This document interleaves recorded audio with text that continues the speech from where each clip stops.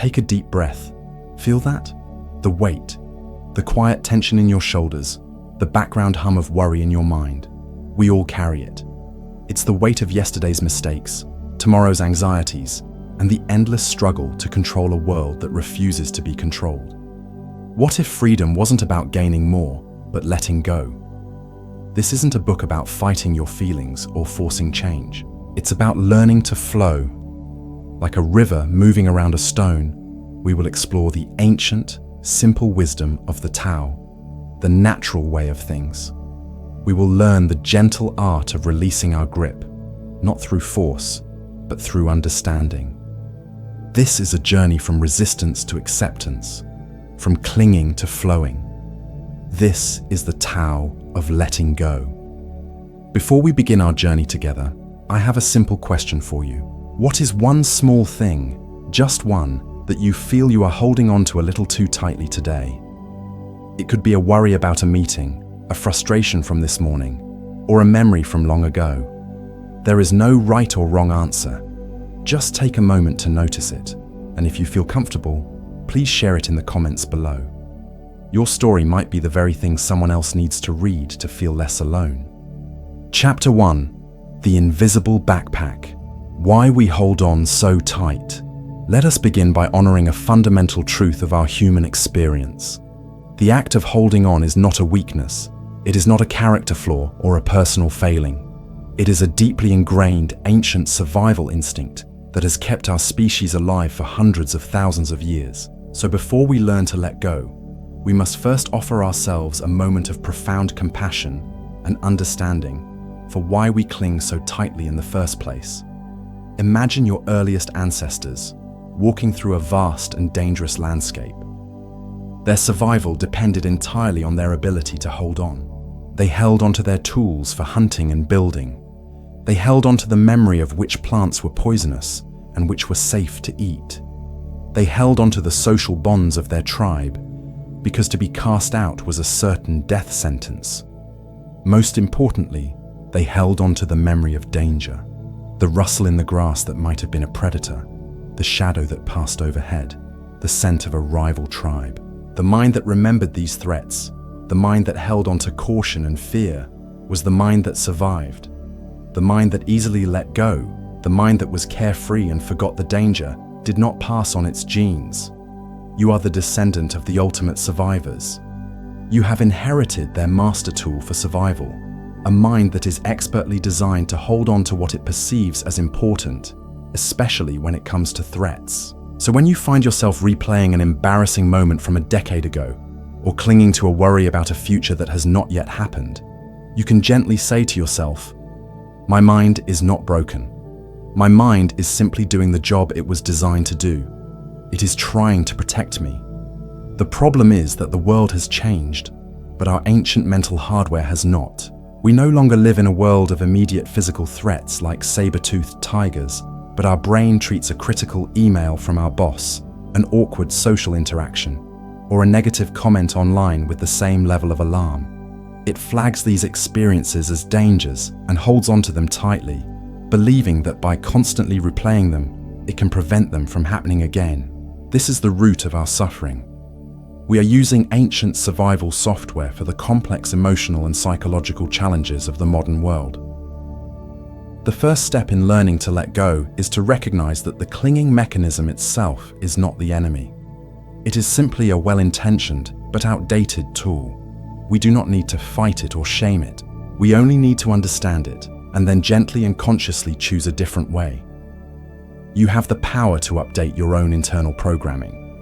You have the ability to thank your mind for its attempt to protect you, and then to show it that there is a more peaceful, more effective way to navigate your life. The freedom you seek begins not with a battle, but with a simple, compassionate acknowledgement of the beautiful, protective, and sometimes overzealous nature of your own mind.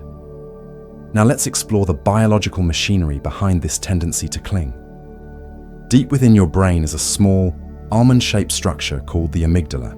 Think of the amygdala as the ancient alarm system of your mind, the vigilant guard at the gate of your consciousness. Its job is simple: to scan your environment, both internal and external, for any sign of a threat. When it perceives a threat, It doesn't wait for your conscious, rational mind to analyze the situation. It immediately pulls a fire alarm that floods your entire system with stress hormones like adrenaline and cortisol. This is what is often called the amygdala hijack. It's that instant, visceral reaction you feel when a car cuts you off in traffic, or when you read a text message that you interpret as bad news. Your heart starts pounding, your breathing becomes shallow, your muscles tense up, and your focus narrows. Your body is preparing to fight, flee, or freeze. This system is a masterpiece of evolutionary design for saving you from a physical predator. But in our modern lives, the threats are often just thoughts, memories, or imagined futures. When you worry about a presentation next week, your amygdala doesn't know the difference between that imagined scenario and a real tiger standing in front of you. It pulls the alarm. When you ruminate on a hurtful comment someone made last year, your amygdala reactivates the threat response as if it were happening right now. This is why holding on to negative thoughts and memories is so physically and emotionally exhausting. You are keeping your body in a prolonged state of emergency. This constant state of alert is wired into us through something called the brain's negativity bias.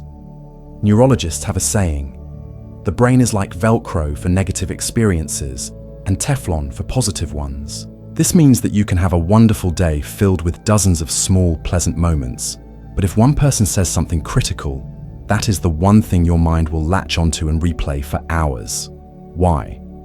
Because from a survival perspective, it was far more important for our ancestors to remember the one poisonous berry than the 100 delicious ones. Forgetting the good berry meant missing a meal. Forgetting the poisonous one meant death. This negativity bias is the reason why we hold on to criticism more than praise, why we remember our failures more vividly than our successes, and why we fixate on what might go wrong instead of what might go right. It is a cognitive pattern that feeds our invisible backpack, adding stone after stone of remembered hurts, perceived slights, and anxious what-ifs. Understanding this is liberating. It shows you that your tendency to worry or ruminate is not a personal failure. It is a biological default setting. But here is the empowering truth. You do not have to live by your default settings. Through conscious practice, through the gentle art of letting go, you can actively rewire these neural pathways. You can teach your amygdala to be less reactive. You can train your attention to rest more on the good, to become more like Velcro for positive experiences. You are not a victim of your biology. You are the gardener of your mind, and you can choose which seeds to water. You can learn to calm the ancient guard at the gate and to live with a sense of peace that does not depend on everything being perfect. This journey is about moving from being a reactor, hijacked by your ancient brain, to being a responder, guided by your deeper wisdom. The weight we carry in our invisible backpack is not just made of biology and brain chemistry. It is woven from the very fabric of our identity, the stories we tell ourselves about who we are. From a very young age, our minds begin to construct a narrative, a personal mythology, to make sense of the world and our place in it. We experience events, and our mind, like a tireless storyteller, weaves them into a coherent plot. It assigns roles, creates heroes and villains, and establishes themes. The problem is that we forget we are the authors of these stories. We start to believe that the stories are us. We become fused with our own narratives. If you failed at a business venture, the story isn't just, I experienced a business failure. The story becomes, I am a failure. If you were hurt in a relationship, the story isn't, I experienced betrayal. The story becomes, I am unlovable, or people can't be trusted. These stories, once created, become our comfort zones. They are heavy and painful, yes, but they are also familiar. The known pain of a limiting story can feel safer to the ego than the unknown freedom of letting it go. To release the story of I am a failure is to step into a terrifyingly open space where you have to redefine yourself. Who are you without that familiar, heavy coat of failure to wear? Holding on to these stories feels like holding on to ourselves. We defend them fiercely. Our mind is constantly scanning for evidence to prove our stories are true. This is called confirmation bias. If your story is, I'm not good enough, you will unconsciously ignore all the evidence of your competence and magnify every tiny mistake as definitive proof of your core narrative. This is why letting go is so much more than simply forgetting the past. It is an act of profound courage. It is the willingness to become a mystery to yourself. It is the bravery to stand naked, without your familiar stories, and to face the present moment as it is. Think of a story you have been carrying for a long time. A story about your abilities, your personality, or your place in the world. Ask yourself this gentle question. Is this story absolutely 100% true, without a doubt? Can I find a single piece of evidence, a single moment in my life that contradicts this story? The purpose of this question is not to invalidate your pain or your experiences. The purpose is to create a tiny crack of light in the solid wall of the story, a space of possibility, a recognition that your story is a lens through which you see the world, not the world itself. You are not the story. You are the one who is aware of the story. This awareness is the beginning of freedom. It is the moment you realize you are not the character trapped in the play. You are the consciousness watching the play, and you have the power to step onto the stage and write a new scene, a new chapter, a new ending. Your past does not have to be a life sentence. It can be a reference library. You can choose which books to read and which ones to leave on the shelf. Letting go of your story is letting go of the prison you built to keep yourself safe. To make this tangible, let's identify the 3 heaviest and most common stones that we all carry in our invisible backpacks. Recognizing them is the first and most crucial step towards setting them down. Naming these burdens takes them out of the shadowy realm of unconscious feeling and brings them into the light of our awareness, where we can actually do something about them. The first stone is the past. This stone is made of regret, guilt, resentment, and nostalgia. It is the heavy weight of all the should-haves and if-onlys. When we carry this stone, we are constantly living in a world that no longer exists. We are having arguments in our minds with people who are long gone. We are replaying our mistakes on an endless loop, hoping for a different outcome that will never come. We are holding on to grievances, poisoning our present moment with the bitterness of yesterday. Resentment is the perfect example of this. It is often described as drinking poison and waiting for the other person to die. We are the only ones who suffer from the weight of our own bitterness. The past is a place of reference, not a place of residence. To carry this stone is to walk forward while constantly looking over your shoulder. You are bound to stumble. Letting go of this stone doesn't mean pretending the past didn't happen. It means accepting that it did happen and that it is over. It is about untethering your emotional well-being from events that you no longer have any power to change. The second heavy stone is the future. This stone is crafted from anxiety, worry, and expectations. It is the burden of a million what-ifs. What if I fail? What if they don't like me? What if I get sick? What if I make the wrong decision? When we carry this stone, we are living in a reality that has not yet been born. We are trying to solve problems that do not exist. We are spending our precious energy trying to control and predict a future that is, by its very nature, uncontrollable and unpredictable. This is the source of all anxiety. Anxiety is the experience of suffering in imagination what we may never suffer in reality. We also load this stone with expectations. We create rigid mental blueprints of how things are supposed to be, how people are supposed to act, and how our lives are supposed to unfold. Then, when reality inevitably deviates from our blueprint, we suffer. We feel disappointed, frustrated, and betrayed, not by reality itself, but by our own attachment to a preconceived outcome. To carry the stone of the future is to live in a constant state of not yet, always chasing a horizon that recedes as we approach it. Peace is only ever found in the here and now. The third and perhaps heaviest stone of all is the self. This is the stone of our rigid identity. It is made of all the labels, beliefs, and rules we have about who we are and who we should be. I am a serious person. I am not creative. I must always be strong. I must always be the helper. We cling to these self-images because they give us a sense of certainty and identity. But they are also cages. They limit our potential and prevent us from being fluid and adaptable. When we are attached to the idea of being a strong person, we deny ourselves the right to be vulnerable and ask for help when we need it most. When we believe the story that I am not creative, we never even attempt to pick up a paintbrush or write a poem, closing ourselves off from a world of joy and expression. This rigid self-image is the ego's masterpiece. It is a carefully constructed mask that we present to the world and that we eventually mistake for our own face. Letting go of this stone is terrifying because it feels like we are letting go of ourselves. But what we are actually letting go of is the mask. Beneath the mask is our true nature, which is vast, open, and full of infinite possibilities. It is the awareness that is not defined by any label or role. These three stones, the past, the future, and the self, make up the crushing weight in our invisible backpacks.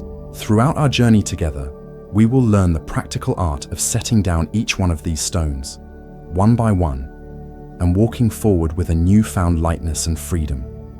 Chapter 2. The Way of the River. Understanding the Tao. Having looked closely at the heavy backpack we all carry, we now turn our attention to the path of liberation, the way to set our burdens down. This path is not one of struggle or force. It is a path of yielding, of flowing, of aligning ourselves with a power that is both immense and incredibly gentle. This is the path of the Tao. The word Tao can seem mysterious or complicated, but its essence is beautifully simple. It translates roughly as the way, the path, or the flow. It is not a god to be worshipped or a set of rules to be memorized. It is the natural, unfolding, intelligent rhythm of the universe. The Tao is the unnameable force that causes a seed to sprout from the earth and reach for the sun. It is the intelligence that guides the planets in their orbits and the seasons in their turning. It is the silence between the notes of a song that gives the music its beauty. It is the empty space inside a cup that makes the cup useful. You do not need to believe in the Tao. You only need to learn to observe it. It is happening all around you and within you, right now. Your heart beats, your lungs breathe, your cells divide, all without any conscious effort from you. This is the Tao in action. It is the effortless, spontaneous intelligence of life itself. In our modern world, we have become disconnected from this natural flow. We live mostly in our heads, in a world of plans, goals, and strategies. We believe that through effort, force, and control, we can bend reality to our will. We try to force the river of our lives to flow uphill. We build dams of resistance against unwanted emotions. We try to push and pull and manipulate events to match our desires. The result is exhaustion, frustration, and a pervasive sense of struggle. The spiritual path of the Tao is about unlearning this habit of resistance. It is about relaxing our frantic grip and learning to trust the current of life. It is about realizing that we are not separate from this flow. We are a part of it. We are a wave in the great ocean of existence. To fight against the current is to fight against ourselves. To learn to flow with the current is to access a source of energy and wisdom that is far greater than our own limited ego. This does not mean being passive or giving up. A skilled sailor does not fight the wind. She learns to work with it, to harness its power to guide her ship to its destination. This is the essence of living in the Tao. It is a dance of participation with life, not a battle against it. It is the wisdom of knowing when to act and when to be still, when to exert effort and when to allow things to unfold on their own. It is the ultimate letting go, the release of our small, personal will into the vast, intelligent will of the universe. This journey is an invitation to step out of the frantic noise of your mind and into the serene, powerful, and ever-present flow of the Tao. To truly grasp the essence of the Tao, we need look no further than the most common substance on our planet: water. In the ancient texts of Taoism, water is held up as the highest example of wisdom and the perfect embodiment of the way. At first glance, This might seem strange. Water appears to be weak, formless, and yielding. It has no shape of its own. It always seeks the lowest place. Yet the great sage Lao Tzu wrote, "Under heaven nothing is more soft and yielding than water. Yet for attacking the solid and strong, nothing is better. It has no equal." This is a profound paradox that holds the key to letting go. Let us explore the wisdom of water. First, consider its humility. Water never strives to be at the top. It flows naturally to the lowest, most humble places. It is content to pool in the ditch as much as in the grand lake. In a world that tells us to constantly climb, to compete, to be the best, water teaches us the power of humility. It shows us that true strength is not found in arrogance or self-importance, but in the willingness to be simple, to be unassuming, to serve without needing recognition. By letting go of the need to be important, we find a quiet and unshakable strength. Next, consider its adaptability. Water does not resist its container. Pour it into a round bowl, and it becomes round. Pour it into a square vase, and it becomes square. It does not complain or struggle against its circumstances. It adapts perfectly and effortlessly. This is a powerful lesson for us. We spend so much of our energy resisting what is. We argue with reality. We say, "This shouldn't be happening. This isn't fair." Water teaches us the wisdom of acceptance. To accept a situation does not mean to approve of it or to be passive. It means to stop wasting our energy fighting what is already here. Only from a place of acceptance can we adapt and respond wisely. Like water, we can learn to take the shape of the present moment, whatever that shape may be. This flexibility is a form of profound resilience. The rigid oak tree is snapped by the storm, while the flexible bamboo bends and survives. Finally, consider its persistence and power. A single drop of water is insignificant, but over time, dripping relentlessly on a stone, it can wear a hole through the hardest granite. A gentle stream seems harmless, but given enough time, it can carve the Grand Canyon. And when water gathers its force, it becomes an unstoppable tsunami or a mighty waterfall, capable of immense power. This teaches us that the path of letting go is not a path of weakness. It is the path of gentle, persistent action. A small daily practice of breathing and awareness may seem insignificant, like a single drop of water. But practiced over time, it has the power to wear away the hardest stones of our fear, our anger, and our resistance. The power of the Tao is not a loud, explosive force. It is a quiet, gentle, and relentless power that in the end overcomes all obstacles. To be like water is to be humble, adaptable, and persistent. It is to let go of our rigid ideas of who we are and how life should be, and instead to learn to flow with grace, power, and profound peace. This is the way of the river. This is the way of the Tao. Flowing with the Tao is not about becoming lazy or inactive. It is about learning a new way of acting, a new way of being in the world. This new way is captured in a central concept of Taoism called Wu Wei. This term is often translated as non-doing or effortless action, but these translations can be misleading. Wu Wei does not mean sitting on a cushion all day and doing nothing. It means acting in a way that is in perfect harmony with the natural flow of things, so that the action feels effortless, spontaneous, and perfectly effective. It is the opposite of struggling, forcing, or striving against the current. Let's explore this with some real-world examples. Think about a master craftsman, a carpenter who's been working with wood for 50 years. When you watch her work, there is no wasted motion. The saw glides through the wood. The hammer strikes the nail with perfect precision. Her movements are fluid, graceful, and efficient. She is not thinking, "Now I must move my arm this way, now I must apply this much pressure." She is in a state of flow, a state of Wu Wei. Her action arises from a deep, intuitive connection with her materials and her craft. She is not forcing the wood, she is cooperating with it. Now contrast this with an amateur who is trying too hard. His movements are jerky and uncertain. He is fighting the saw. He hits his thumb with the hammer.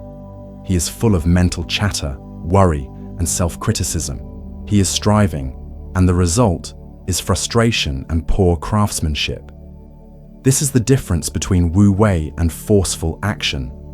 Think of a skilled athlete, a dancer, or a musician who is in the zone. They report a sense of timelessness, a feeling that they are not the ones doing the action, but that the action is happening through them. They are not fighting their bodies or their instruments. They have let go of their conscious, controlling mind and have surrendered to a deeper intelligence. This is Wu Wei. You can experience Wu Wei in the simplest daily activities. When you are washing the dishes and you are fully present with the sensation of the warm water and the smooth plates, without rushing to finish, you are in a state of Wu Wei. When you are having a conversation and you are truly listening, without already planning what you are going to say next, your response will arise naturally and appropriately. That is Wu Wei. The enemy of Wu Wei is the overthinking, controlling ego. The part of us that believes we have to manage everything, that we have to figure it all out, that if we just try harder, we can force the outcome we desire. This part of us creates incredible resistance and inner friction. It is like trying to swim by thrashing wildly in the water. You will exhaust yourself and go nowhere. Wu Wei is learning to float. It is trusting that the water will support you. It is making gentle, efficient strokes that work with the water, not against it. Living with the principle of Wu Wei means learning to pay attention to the subtle currents of your life. It means asking yourself, does this action feel like a struggle, or does it feel like a flow? Am I pushing the river, or am I flowing with it? It requires patience. Sometimes, the most effective action is no action at all. It is waiting for the right moment, for the effortless opportunity to present itself. This is not passive waiting. It is an active, alert stillness, like a cat waiting for a mouse. It is a profound trust in the timing of life, a letting go of the need to have it all happen on our schedule. Wu Wei is the art of getting out of your own way, so that life can flow through you with grace and power. To truly practice Wu Wei and live in the way of the river, we must become exquisitely sensitive to the difference between two fundamental states of being: resistance and flow. These are not just abstract ideas. They are tangible, physical, and emotional experiences that you can learn to recognize in your own body and mind every single moment of the day. Recognizing the state you are in is the first step toward consciously choosing to shift from resistance to flow. Let's start with resistance. Resistance is the feeling of no. It is a contraction, a tightening, a pushing against reality. Think about the last time you were stuck in a traffic jam. What did that feel like in your body? Your hands were probably gripping the steering wheel. Your jaw was likely clenched. Your shoulders might have been tight and raised towards your ears. Your breathing was probably shallow, held high in your chest. This is the physical signature of resistance. Your mind was likely filled with resistant thoughts. This shouldn't be happening. I'm going to be late. These other drivers are idiots. This mental state of arguing with what is the engine of resistance. Resistance feels like struggle. It feels like swimming upstream. It is exhausting, and ultimately, it is futile. The traffic does not move any faster because you are tense. You are simply pouring your precious life energy into a black hole of useless struggle. You can feel resistance when you are forcing yourself to do a task you hate, when you are in a conversation where you are trying to prove a point, or when you are trying to suppress an emotion like sadness or anger. It is always a state of internal battle. Now, let's consider the state of flow. Flow is the feeling of yes. It is an opening, a relaxing, a yielding to the present moment. Imagine that same traffic jam. What would it feel like to be in a state of flow? It would start with a conscious choice. You would recognize that you cannot change the situation. You would stop arguing with reality. The first thing you might do is take a deep breath. And on the exhale, you would consciously release the tension in your body. You would unclench your jaw, You would relax your grip on the steering wheel. You would let your shoulders drop. This is the physical signature of flow. Your mind would also shift.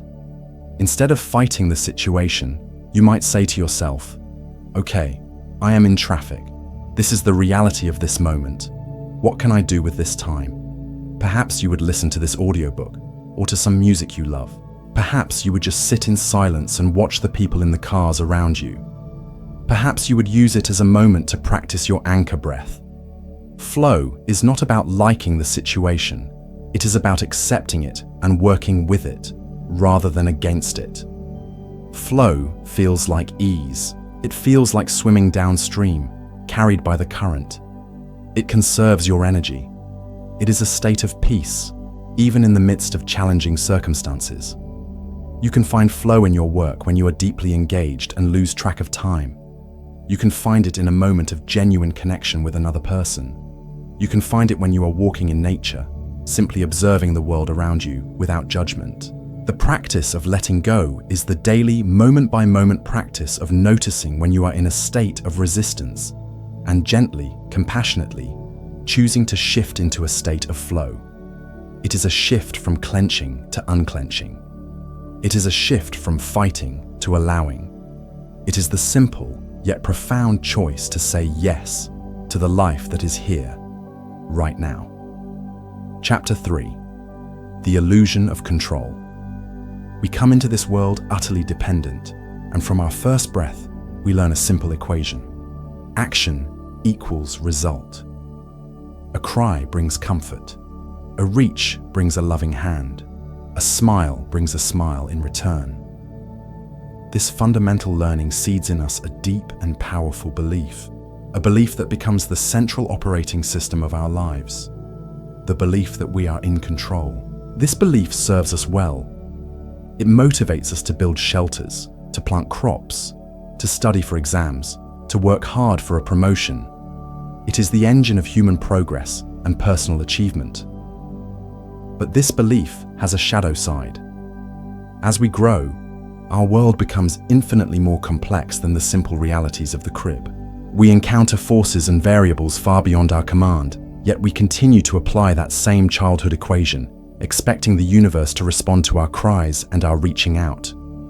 We begin to believe not only that we can control our world, but that we must control it in order to be safe, to be happy, to be okay. This deep, often unconscious, drive to manage, to predict, and to direct the flow of life is the source of our greatest anxieties and our most profound suffering.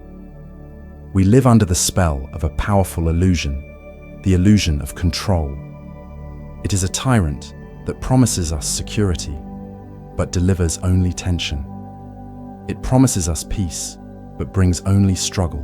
Our journey into the heart of letting go must begin here, by courageously and compassionately examining this illusion.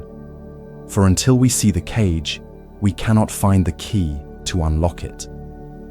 This brings us to one of the most maddening and liberating truths of the human experience: the control paradox. The paradox is this: the more desperately we try to control a situation, a person, or an outcome, the more out of control we feel. The tighter you grip, the less you hold. Think of trying to hold water in your hands. If you cup your hands gently, with softness and acceptance, you can hold a small pool of water for a time.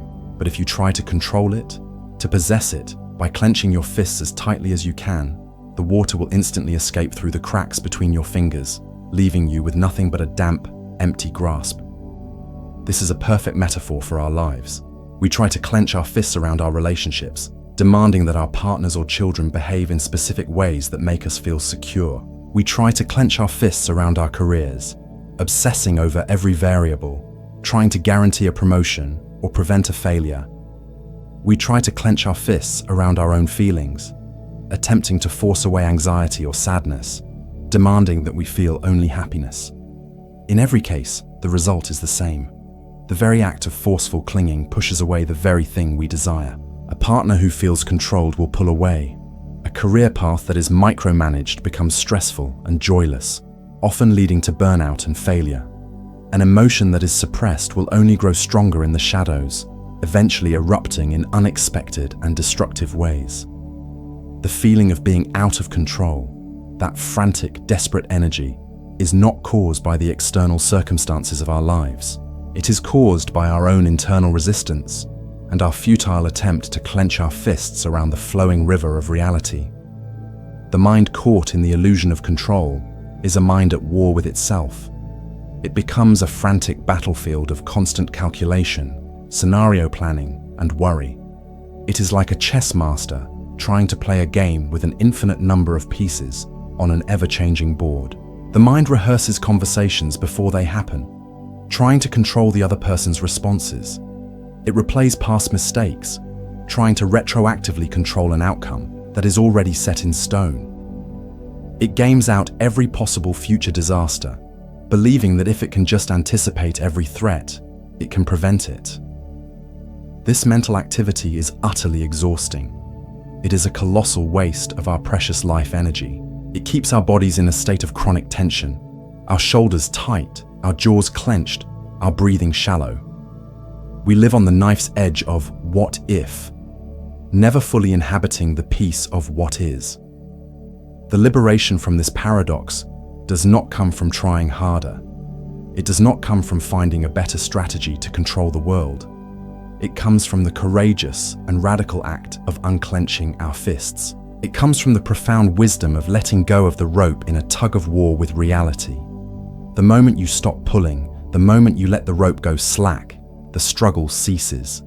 You may not get the outcome you were fighting for, but you get something far more valuable. You get your peace back. You get your energy back. You get your life back. The ultimate power is not the power to control the world, but the power to control your own response to the world as it is. This is the beginning of true freedom. To navigate this difficult terrain, we can turn to the wisdom of ancient philosophers who grappled with this very same human dilemma 2,000 years ago. The Stoics, thinkers like Epictetus, a former slave, and Marcus Aurelius, a Roman emperor, built their entire philosophy around a single, life-altering principle.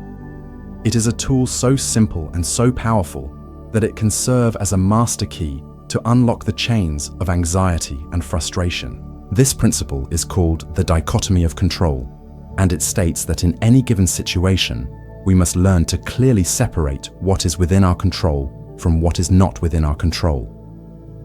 The secret to a peaceful and effective life, they taught, is to focus every ounce of our energy on the things we can control and to practice a radical, courageous acceptance of the things we cannot. This is not a philosophy of passive resignation. It is a blueprint for intelligent action and profound inner tranquility. It is the art of becoming an invincible warrior of the spirit, whose peace cannot be disturbed by the chaotic winds of fortune. Let us first examine with unflinching honesty the vast territory of things that are completely outside of our control. The first and most significant is other people. We cannot control what other people think, what they feel, what they say, or what they do. We can influence them, we can persuade them, we can love them, we can set boundaries with them, but we cannot ultimately control them. How much of our suffering comes from trying to do just that? We are hurt when someone doesn't approve of us. We are frustrated when our partner doesn't meet our expectations. We are enraged when a politician makes a decision we disagree with. We are trying to control their inner worlds, an impossible task. To accept that other people are sovereign beings with their own thoughts, feelings, and paths is a radical act of letting go. It frees us from the exhausting job of trying to be the puppet master of everyone else's life. Next, we cannot control the past. It is finished. It exists only as a memory in our minds. Yet, we spend countless hours revisiting it, filled with regret and guilt. We say, if only I had done this differently, or I should have said that. This is a form of mental self-flagellation. The past is a teacher, not a tormentor. We can learn from it, but we cannot change it. To let go of the past is to accept that every decision we made was based on the knowledge and awareness we had at that time. We can forgive ourselves and move forward. Furthermore, we cannot control the future. The future is an unwritten story, a realm of infinite possibilities. We can plan for it, we can work towards our goals, but we cannot guarantee a specific outcome. The economy might change, we might get sick, a global pandemic might occur. Our obsession with controlling the future is the root of all anxiety. We torture ourselves with what-if scenarios, suffering in our imagination over tragedies that will likely never happen. To let go of controlling the future is to embrace uncertainty as a natural part of life. It is to trust in our ability to handle whatever comes our way, rather than trying to prevent every possible storm. We also cannot ultimately control our bodies. We can influence our health through diet and exercise, but we cannot prevent aging. We cannot guarantee we will never get sick, and we cannot escape our own mortality. Our attachment to a youthful, perfectly healthy body is a fight against the Tao, against the natural flow of life and death. To accept the vulnerability and impermanence of our bodies is to find a deeper, more resilient sense of self that is not dependent on our physical form. Finally, we cannot control the world at large. We cannot control the weather, natural disasters, political upheavals, or the stock market. To rage against these things is as futile as yelling at the rain to stop. True power lies in accepting these vast, uncontrollable forces and learning to adapt and respond to them with wisdom and grace. Now, let us turn our gaze to the small but infinitely powerful domain of what we can control. This is where our true freedom lies. This is where we must focus all our energy. The first thing we have absolute control over is our judgments and our beliefs, the stories we tell ourselves about what is happening. Epictetus said, "Men are disturbed not by things, but by the views which they take of them." An event itself is neutral. A traffic jam is just a collection of cars stopped on a road. It is our judgment, "This is a disaster, this is ruining my day," that causes our suffering. We can choose to change that judgment. We can choose to see the traffic jam as an opportunity to listen to music, to breathe, to simply be. This power to reframe, to choose our perspective, is our ultimate creative act. It allows us to transform any situation from a source of stress into a lesson in patience or an opportunity for peace. The second thing we can control is our intentions and our efforts. We can choose to act with integrity, kindness, and courage. We can control the amount of effort we put into a project, the dedication we bring to our practice, the love we offer in our relationships. However, and this is crucial, we cannot control the results of our efforts. The Stoics use the analogy of an archer. The archer can control the quality of her bow, the straightness of her arrow, the steadiness of her aim, and the smoothness of her release. She has complete command over the process of shooting the arrow. But once the arrow leaves the bow, it is subject to uncontrollable forces. A sudden gust of wind might blow it off course. The target might move. She controls her actions, not the outcome.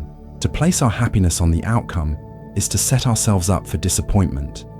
To place our sense of self-worth on our effort, on the integrity of our actions, is to build an unshakable foundation for inner peace. We can be proud of having aimed well, regardless of where the arrow lands. The third thing we can control, which flows directly from the first two, is our response. Between what happens to us and how we react, there is a space. In that space lies our power to choose our response. Someone can insult us, that is the external event. Our automatic reaction might be to insult them back, fueled by anger. But in that sacred space, we can choose to respond differently. We can choose to respond with silence. We can choose to respond with a question. We can choose to respond with compassion, recognizing that their insult likely comes from their own pain.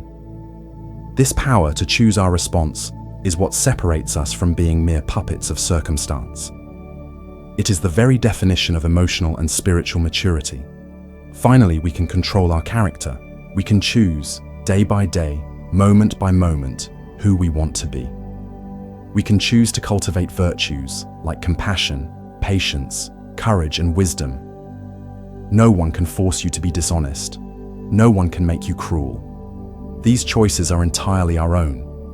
To focus on building our character is to build an inner fortress that no external event, no matter how catastrophic, can ever truly breach. This is the great work of our lives. It is the shift from being a frantic manager of the external world to becoming a masterful gardener of our inner world. This is the Stoics' secret. It is the art of letting go of the world and taking firm, gentle control of ourselves. This constant, futile attempt to control the uncontrollable has a profound and damaging effect on our physical bodies. Our biology does not distinguish between a real, physical threat and a perceived, mental one. When your mind is racing with worried thoughts, what if I lose my job? What if my partner leaves me? What if this pain in my side is something serious? Your brain's ancient alarm system, the amygdala, interprets these thoughts as real and present dangers. It sends an emergency signal to a command center in your brain called the hypothalamus, which then activates a complex chain of command known as the HPA axis, the hypothalamic pituitary adrenal axis. This is the body's central stress response system. The final step in this chain reaction is the adrenal glands, located on top of your kidneys, pumping your body full of stress hormones, most notably cortisol. In the short term, cortisol is a lifesaver. It is part of the fight or flight response. It sharpens your focus, dumps sugar into your bloodstream for quick energy, and shuts down non-essential functions like digestion and the immune system so that you can deal with an immediate threat. It is designed to help you run from a tiger or fight an attacker. The problem is that in our modern lives, the tigers are our overflowing inboxes, our financial worries, and our anxious thoughts about the future. When our minds are chronically caught in the loop of trying to control what we cannot, we are essentially keeping our foot pressed down on the body's accelerator. We are continuously signaling the HPA axis to release cortisol. We are marinating our bodies and brains in a constant bath of stress hormones that were only ever meant for short, acute emergencies. The long-term effects of this are devastating. Chronic high levels of cortisol weaken the immune system, making us more susceptible to illness and infection. It interferes with learning and memory, causing the brain fog and forgetfulness that so often accompany periods of high stress. It disrupts sleep patterns, leading to insomnia and exhaustion. It increases blood pressure, raising the risk of heart attack and stroke. It contributes to anxiety and depression. It disrupts our digestive system, leading to problems like irritable bowel syndrome. It also signals the body to store fat, particularly around the abdomen. The very act of worrying, of mentally trying to control the uncontrollable, is a direct biological instruction to our bodies to remain in a state of high alert and self-preservation. Letting go is therefore not just a psychological or spiritual practice, it is a profound act of physical self-care. When you consciously decide to release a worry, to accept a situation you cannot change, you are sending a direct message of safety to your amygdala. You are telling the ancient guard at the gate that the tiger is not real. This allows the HPA axis to stand down. Cortisol levels drop. Your parasympathetic nervous system, the rest and digest system, can finally take over. Your heart rate slows, your digestion resumes, and your body can begin the vital work of repair and restoration. Every time you let go of the illusion of control, you are giving your body the precious gift of peace. You are stepping out of the exhausting, self-imposed state of emergency and into the healing sanctuary of the present moment. This is the deep, biological wisdom of surrender. Chapter 4. The Sacred Pause. Your first step to freedom. Most of us live our lives on autopilot. We move through our days in a state of near constant, unconscious reaction. The alarm clock rings, and we groan, a reaction. Someone cuts us off in traffic, and we feel a surge of anger, a reaction. We receive a compliment, and we feel a fleeting moment of pleasure, a reaction.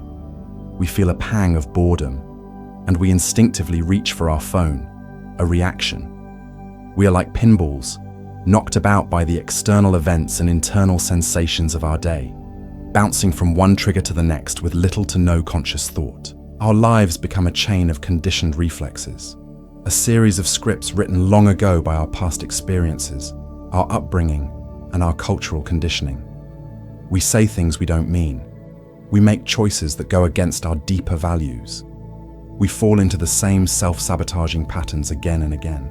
At the end of the day, we often look back with a sense of regret and confusion, wondering, why did I do that?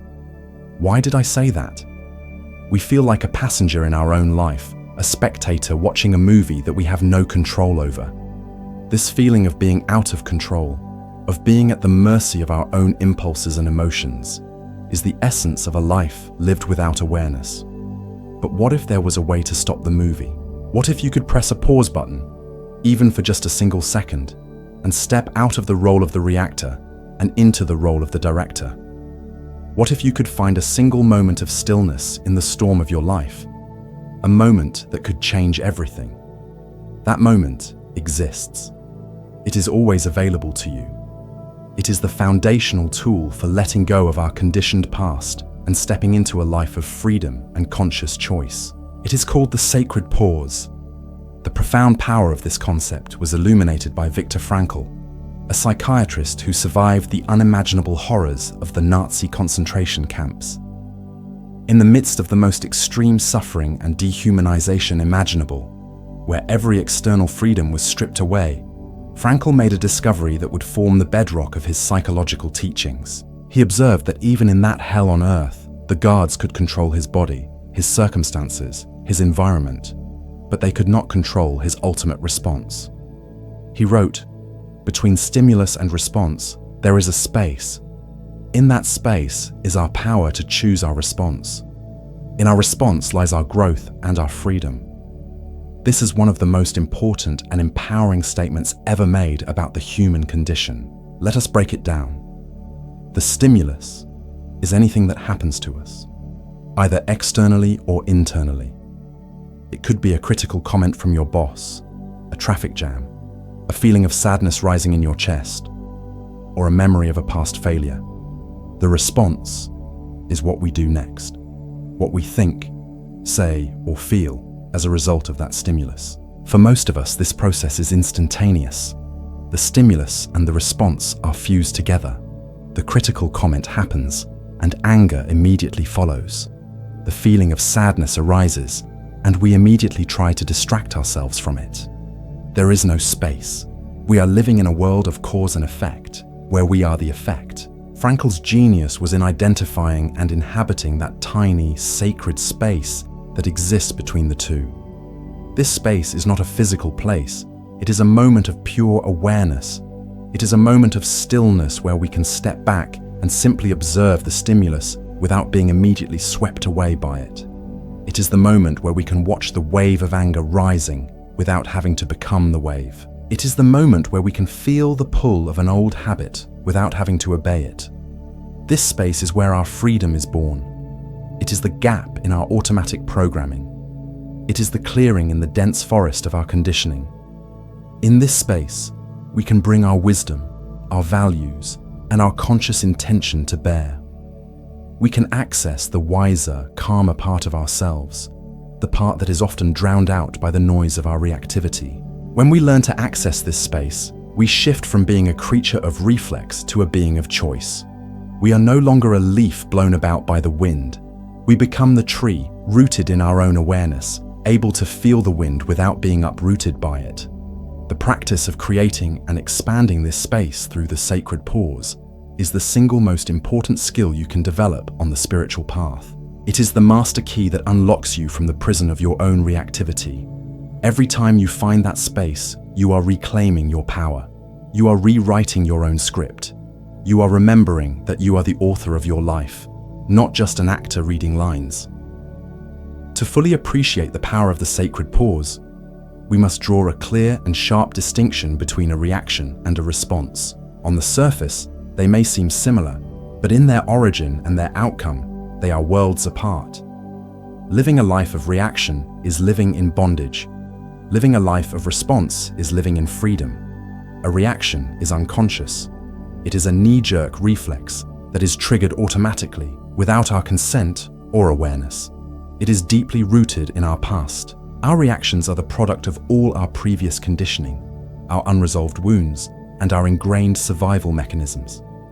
When someone criticizes you and you immediately become defensive, that defensiveness is a reaction.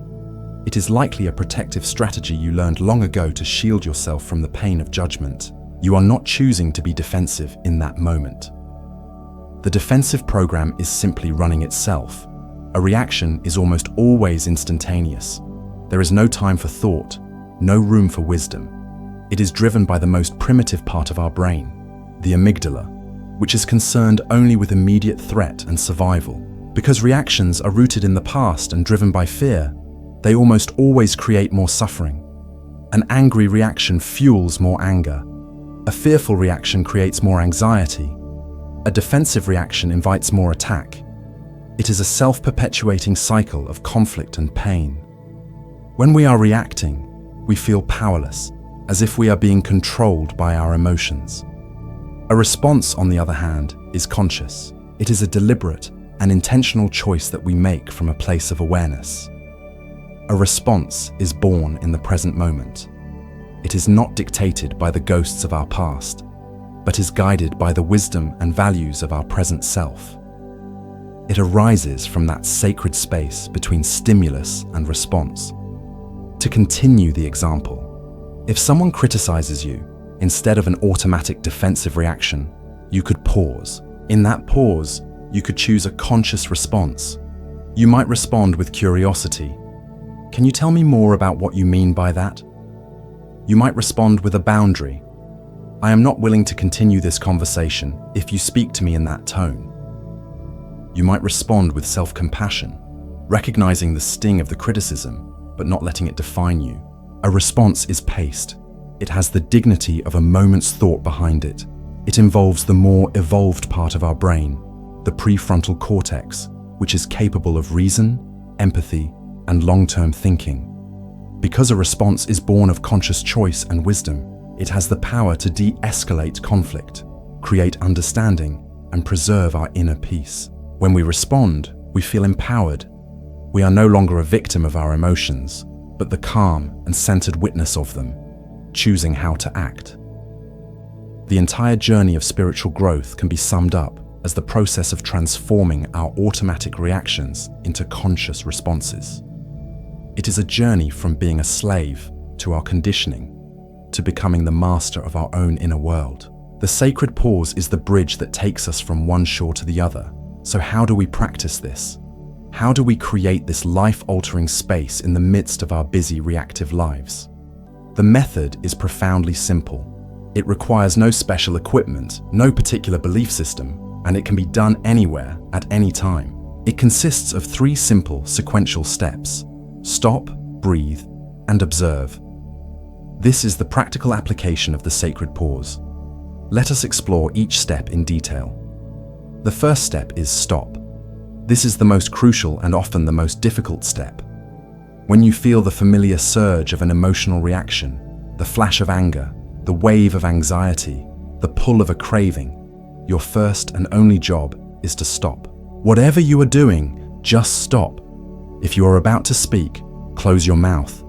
If you are about to type an angry email, take your hands off the keyboard. If you are about to reach for that cookie, freeze your hand in mid-air. This act of stopping is a powerful pattern interrupt. It is like hitting the emergency brake on the runaway train of your unconscious reaction. It physically and mentally disrupts the conditioned momentum. For just 1 second, you are refusing to follow the old, worn-out neural pathway. This single act of stopping is an act of profound power. You are telling your brain and your body that you are no longer willing to be a puppet on a string. You are claiming your right to choose. The second step is breathe. After you have stopped, bring your full and undivided attention to one single breath. This is not about starting a long meditation session. It is simply about one conscious inhalation and one conscious exhalation. Feel the physical sensation of the air entering your nostrils. Notice if it is cool or warm. Follow the breath as it travels down your throat and fills your lungs. Feel the gentle expansion of your belly and your chest. Then, exhale slowly, perhaps a little longer than your inhale. Feel your shoulders relax as the air leaves your body.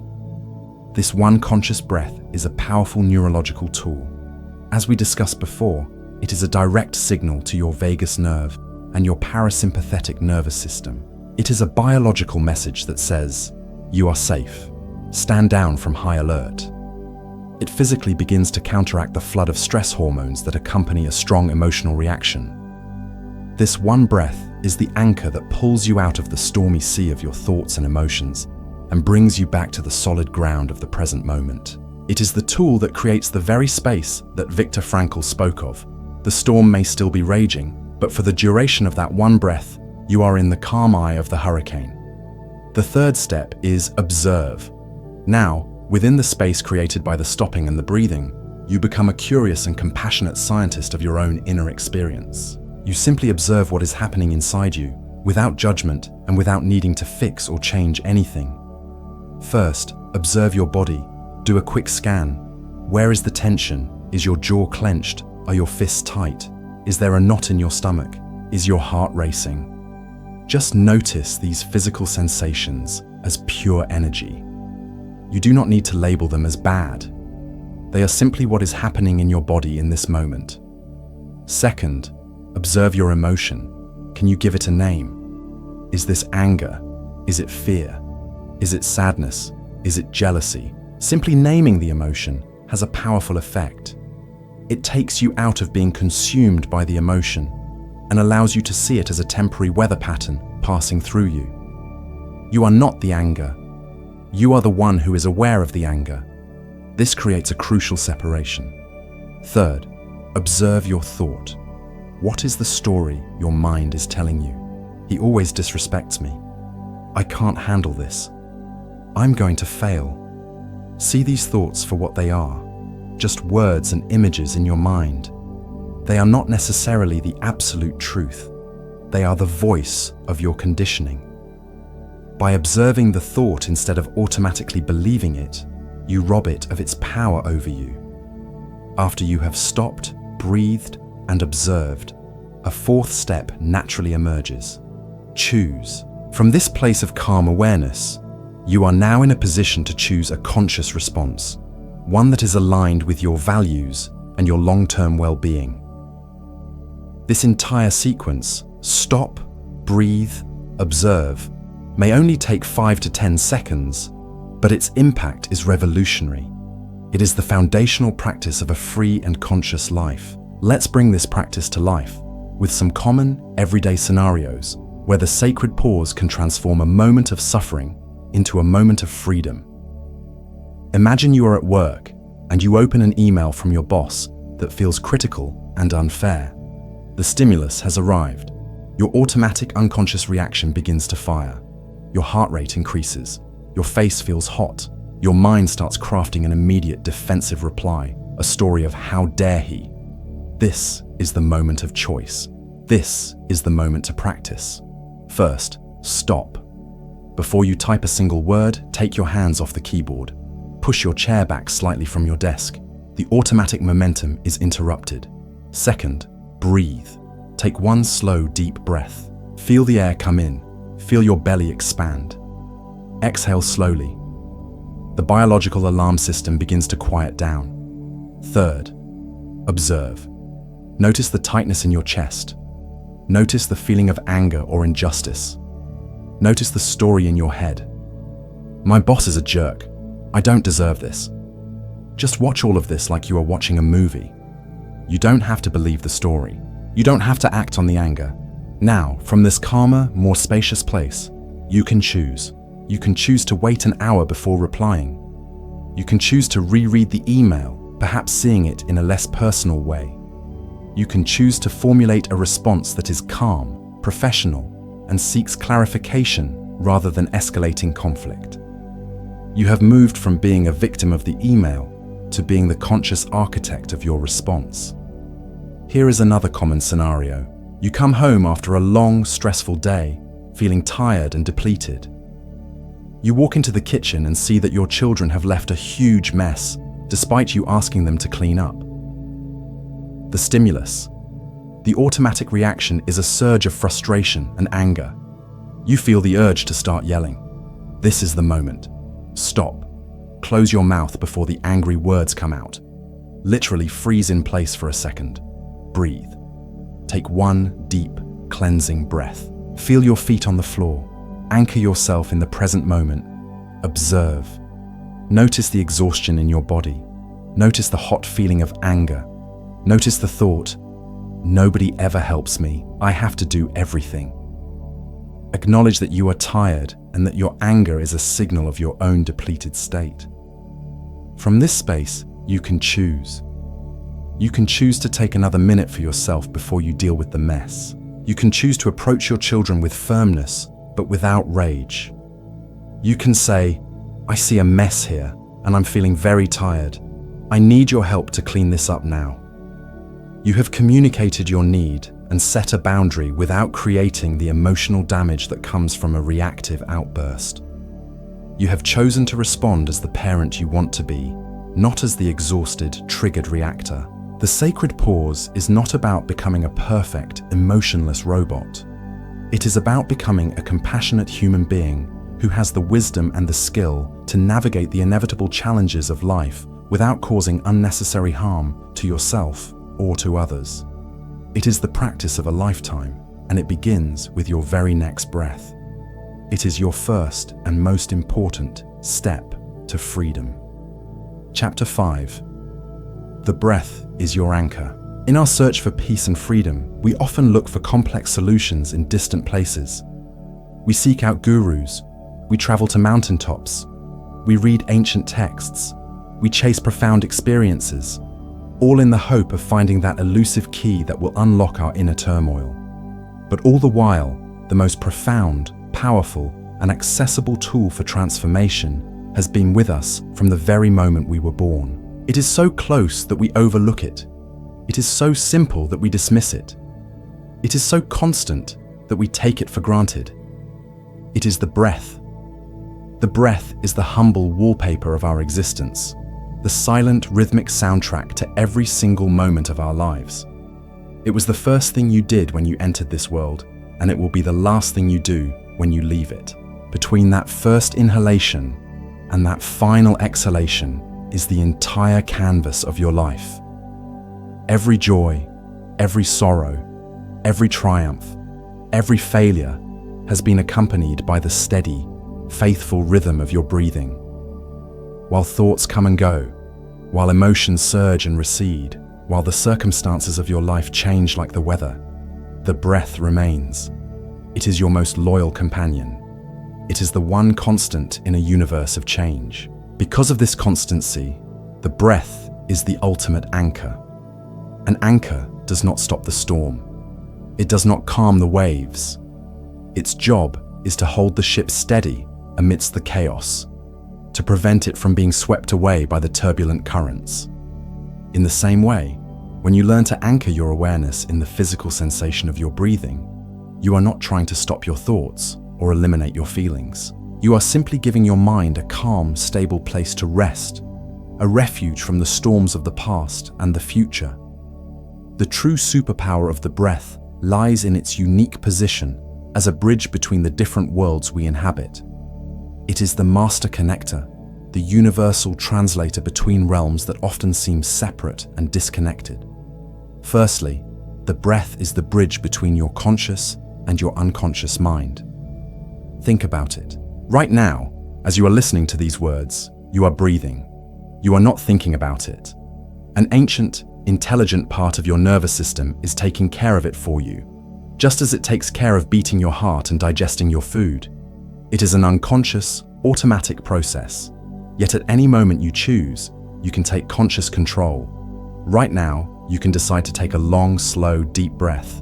You can hold it. You can exhale forcefully. In this simple act, you are taking command of a process that is normally on autopilot. This is a profound ability.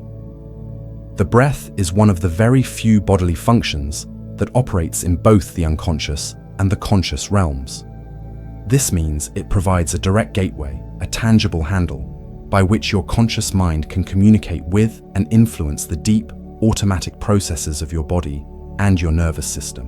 When you feel anxious, your unconscious mind might make your breath rapid and shallow. By consciously choosing to breathe slowly and deeply, you are sending a message back to that unconscious part of you, a message that says, "It is okay, we are safe, you can calm down." You are using the bridge of the breath to consciously regulate your own inner state. Secondly, the breath is the bridge between your mind and your body.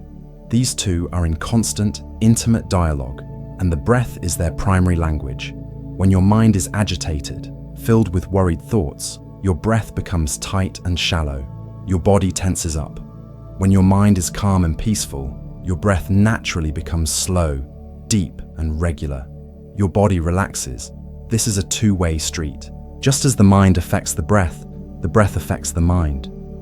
If you are feeling scattered and stressed, and you intentionally practice a few minutes of deep, mindful breathing, your mind will inevitably begin to settle. The thoughts may not disappear, but their frantic, chaotic energy will begin to subside.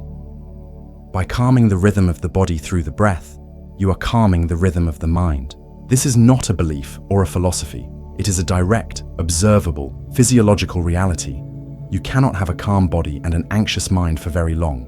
The two systems are too deeply interconnected. The breath is the lever that allows you to influence the entire mind-body system. It is the most direct and effective way to shift yourself out of a state of stress and into a state of balance and ease. You do not have to fight your thoughts. You just have to change your breath. The mind will follow.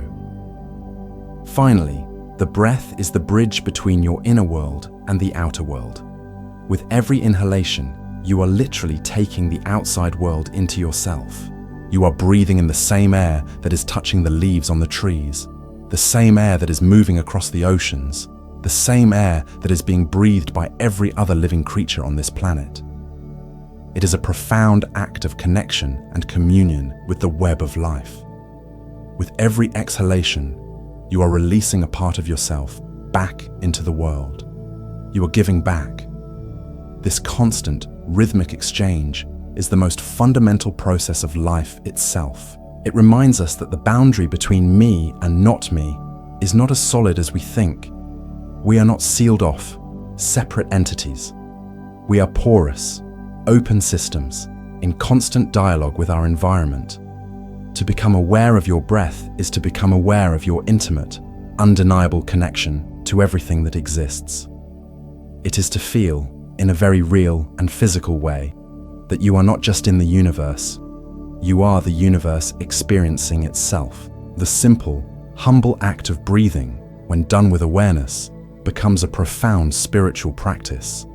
It is a meditation on interdependence, a celebration of life, and a direct path back to the present moment, which is the only place where life ever truly happens. The overlooked superpower is not out there somewhere. It is right here, under your nose.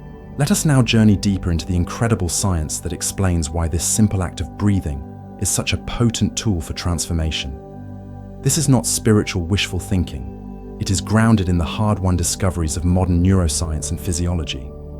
When you understand the biological mechanisms at play, your breathing practice will move from being an act of faith to an act of conscious, informed self-regulation. The key to this entire process lies within your autonomic nervous system.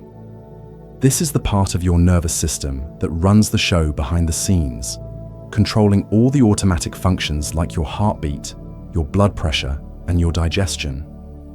The autonomic nervous system is divided into two main branches, and understanding these two branches is essential. The first branch is the sympathetic nervous system. Think of this as your body's gas pedal, or its emergency response system. This is the system that activates the famous fight or flight response. When you perceive a threat, the sympathetic nervous system kicks into high gear. It releases adrenaline and cortisol, increases your heart rate and blood pressure, directs blood flow to your muscles, and makes your breathing rapid and shallow. It is preparing your body for intense, physical action to ensure your survival. The second branch is the parasympathetic nervous system. Think of this as your body's brake pedal or its relaxation and restoration system. This is often called the rest and digest system.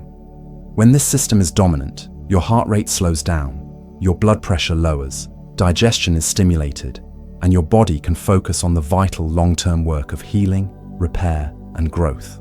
In our modern world, most of us live with our foot stuck on the gas pedal. The constant stresses of work deadlines, financial worries, endless notifications, and the 24-hour news cycle keep our sympathetic nervous system in a state of chronic activation.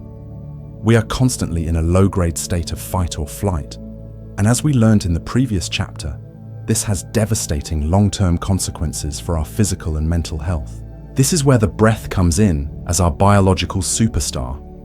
The main nerve of the parasympathetic nervous system, the brake pedal, is a long, wandering nerve called the vagus nerve. The name comes from the Latin word for wandering because it starts at the base of your brain and meanders down through your neck and chest, connecting to your heart, your lungs, your stomach, and most of your major organs. The vagus nerve is the main communication pathway between your brain and your body, constantly sending information back and forth. The health and responsiveness of your vagus nerve, what scientists call vagal tone, is one of the single greatest indicators of your physical and psychological well-being. High vagal tone is associated with better emotional regulation, lower inflammation, better mood, and greater resilience to stress. Low vagal tone is associated with anxiety, depression, inflammation, and a host of other health problems. Here is the magic. The most powerful, direct, and immediate way to stimulate your vagus nerve and increase your vagal tone is through your breath. Specifically, through slow, deep, diaphragmatic breathing, where your exhale is slightly longer than your inhale. Your heart and your lungs are in constant communication via the vagus nerve. When you inhale, your heart rate naturally speeds up a little. When you exhale, your heart rate naturally slows down. This is a phenomenon called respiratory sinus arrhythmia. When you deliberately slow down your breathing and extend your exhalation, you are essentially hacking this system. You are telling your vagus nerve to send a powerful calming signal to your heart, and, by extension, to your entire nervous system. You are consciously and intentionally applying the brake. Each long, slow exhale is a direct message to your brain and body that says all is well, you are safe, you can stand down from high alert. This is why a few deep breaths can have such an immediate and profound effect. When you are feeling stressed or anxious, you are literally changing your own physiology. You are shifting your nervous system out of the sympathetic fight or flight mode and into the parasympathetic rest and digest mode. You are taking your foot off the gas and gently applying the brake. Another scientific aspect to consider is the balance of oxygen and carbon dioxide in your blood. When you get anxious or have a panic attack, you tend to overbreathe or hyperventilate. Your breathing becomes very rapid and shallow, located high in the chest. This rapid breathing blows off too much carbon dioxide from your blood. While we think of carbon dioxide as just a waste product, it actually plays a crucial role in our body's chemistry. A drop in CO2 levels can cause many of the frightening symptoms of a panic attack, such as dizziness, tingling in your hands and feet, and a feeling of unreality. Slow, gentle breathing helps to restore the proper balance of carbon dioxide in your bloodstream, which helps to alleviate these physical symptoms and further promotes a state of calm. So when you practice mindful breathing, you are not just relaxing in some vague sense. You are engaging in a sophisticated act of neurochemical and physiological self-regulation. You are improving your vagal tone, shifting your autonomic nervous system from a state of threat to a state of safety, and balancing the gases in your bloodstream. You are the operator of your own internal pharmacy, and the breath is the key that gives you access to the most powerful calming chemicals your body can produce. You hold the power to change your state at any time, simply by changing the rhythm and pace of your breath. Long before modern science could attach electrodes to the brain or measure the activity of the vagus nerve, ancient wisdom traditions from across the globe had already discovered and mapped the profound connection between the breath, energy, and consciousness.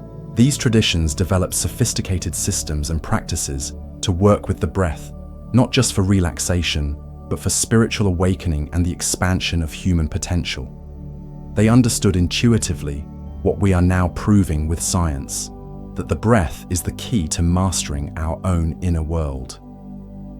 In the yogic traditions of India, the breath is understood to be the carrier of a universal life force energy known as prana. Prana is more than just the air we breathe.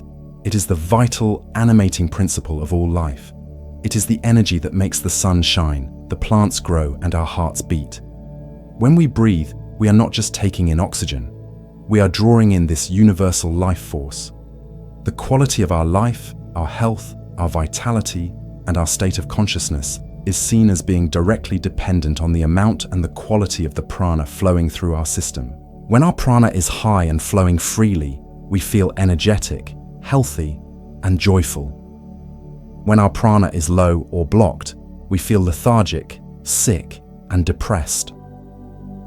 The yogis developed an entire science dedicated to the control and expansion of prana through the breath, called pranayama. Pranayama is not just a set of breathing exercises. The word itself can be broken down into prana, meaning life force, and ayama, which means to extend, expand, or liberate. So, pranayama is the liberation of our life force energy. Through various techniques of controlling the inhale, the exhale, and the retention of the breath, a practitioner can learn to influence the flow of prana throughout their entire being. They discovered that different breathing patterns have different effects.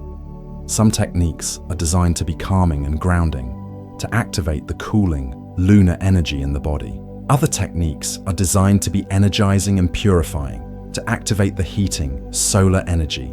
The ultimate goal of pranayama is to purify the energetic channels of the body, known as nadis, so that the prana can flow unimpeded, leading to a state of radiant health and, ultimately, to the awakening of a higher consciousness. In a similar vein, in the Taoist and traditional Chinese medicine traditions of China, this fundamental life force energy is known as qi, or qi. Like prana, qi is the animating energy that flows through all of creation. Within the human body, qi flows through a complex network of pathways called meridians. The smooth and balanced flow of qi through these meridians is considered the foundation of good health. Any illness or emotional distress is seen as a symptom of a blockage or an imbalance in the flow of qi. The ancient Taoist masters were keen observers of nature. They saw how the wind, the breath of the earth, moved energy across the landscape. They applied this observation to the human body.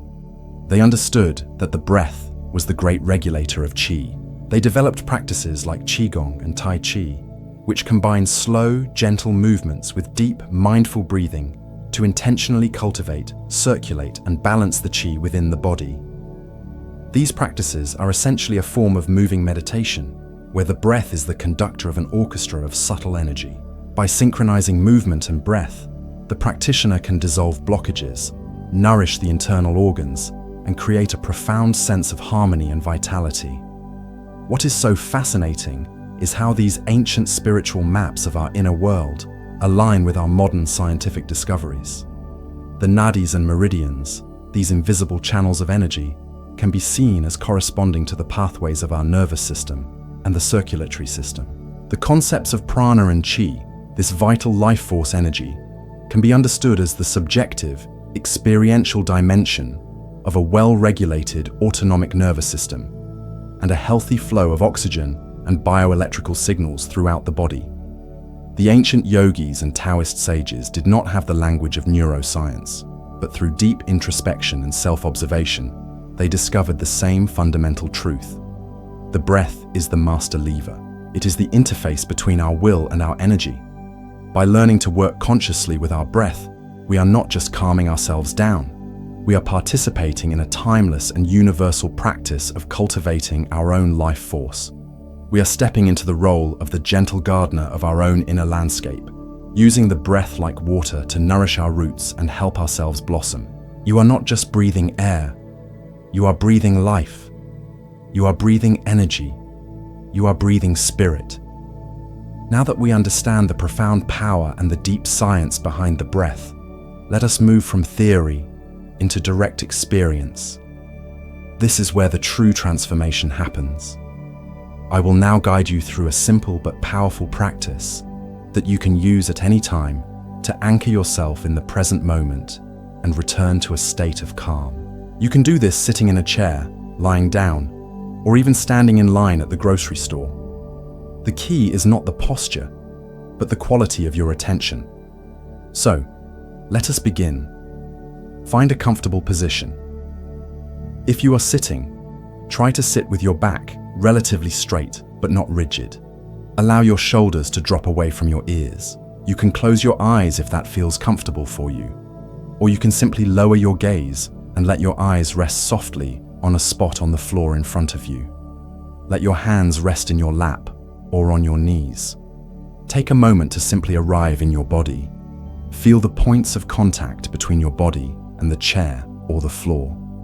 Feel the weight of your body being supported. Give yourself permission to let go of whatever you were doing before this moment and whatever you need to do next. For the next few minutes, there is nothing to do, nothing to solve, and nowhere to go. There is only the simple, sacred act of being here. Now, bring your awareness gently to the fact that you are breathing. Do not try to change your breath in any way. Just notice it. Become a curious observer of your own breath. Is it fast or slow?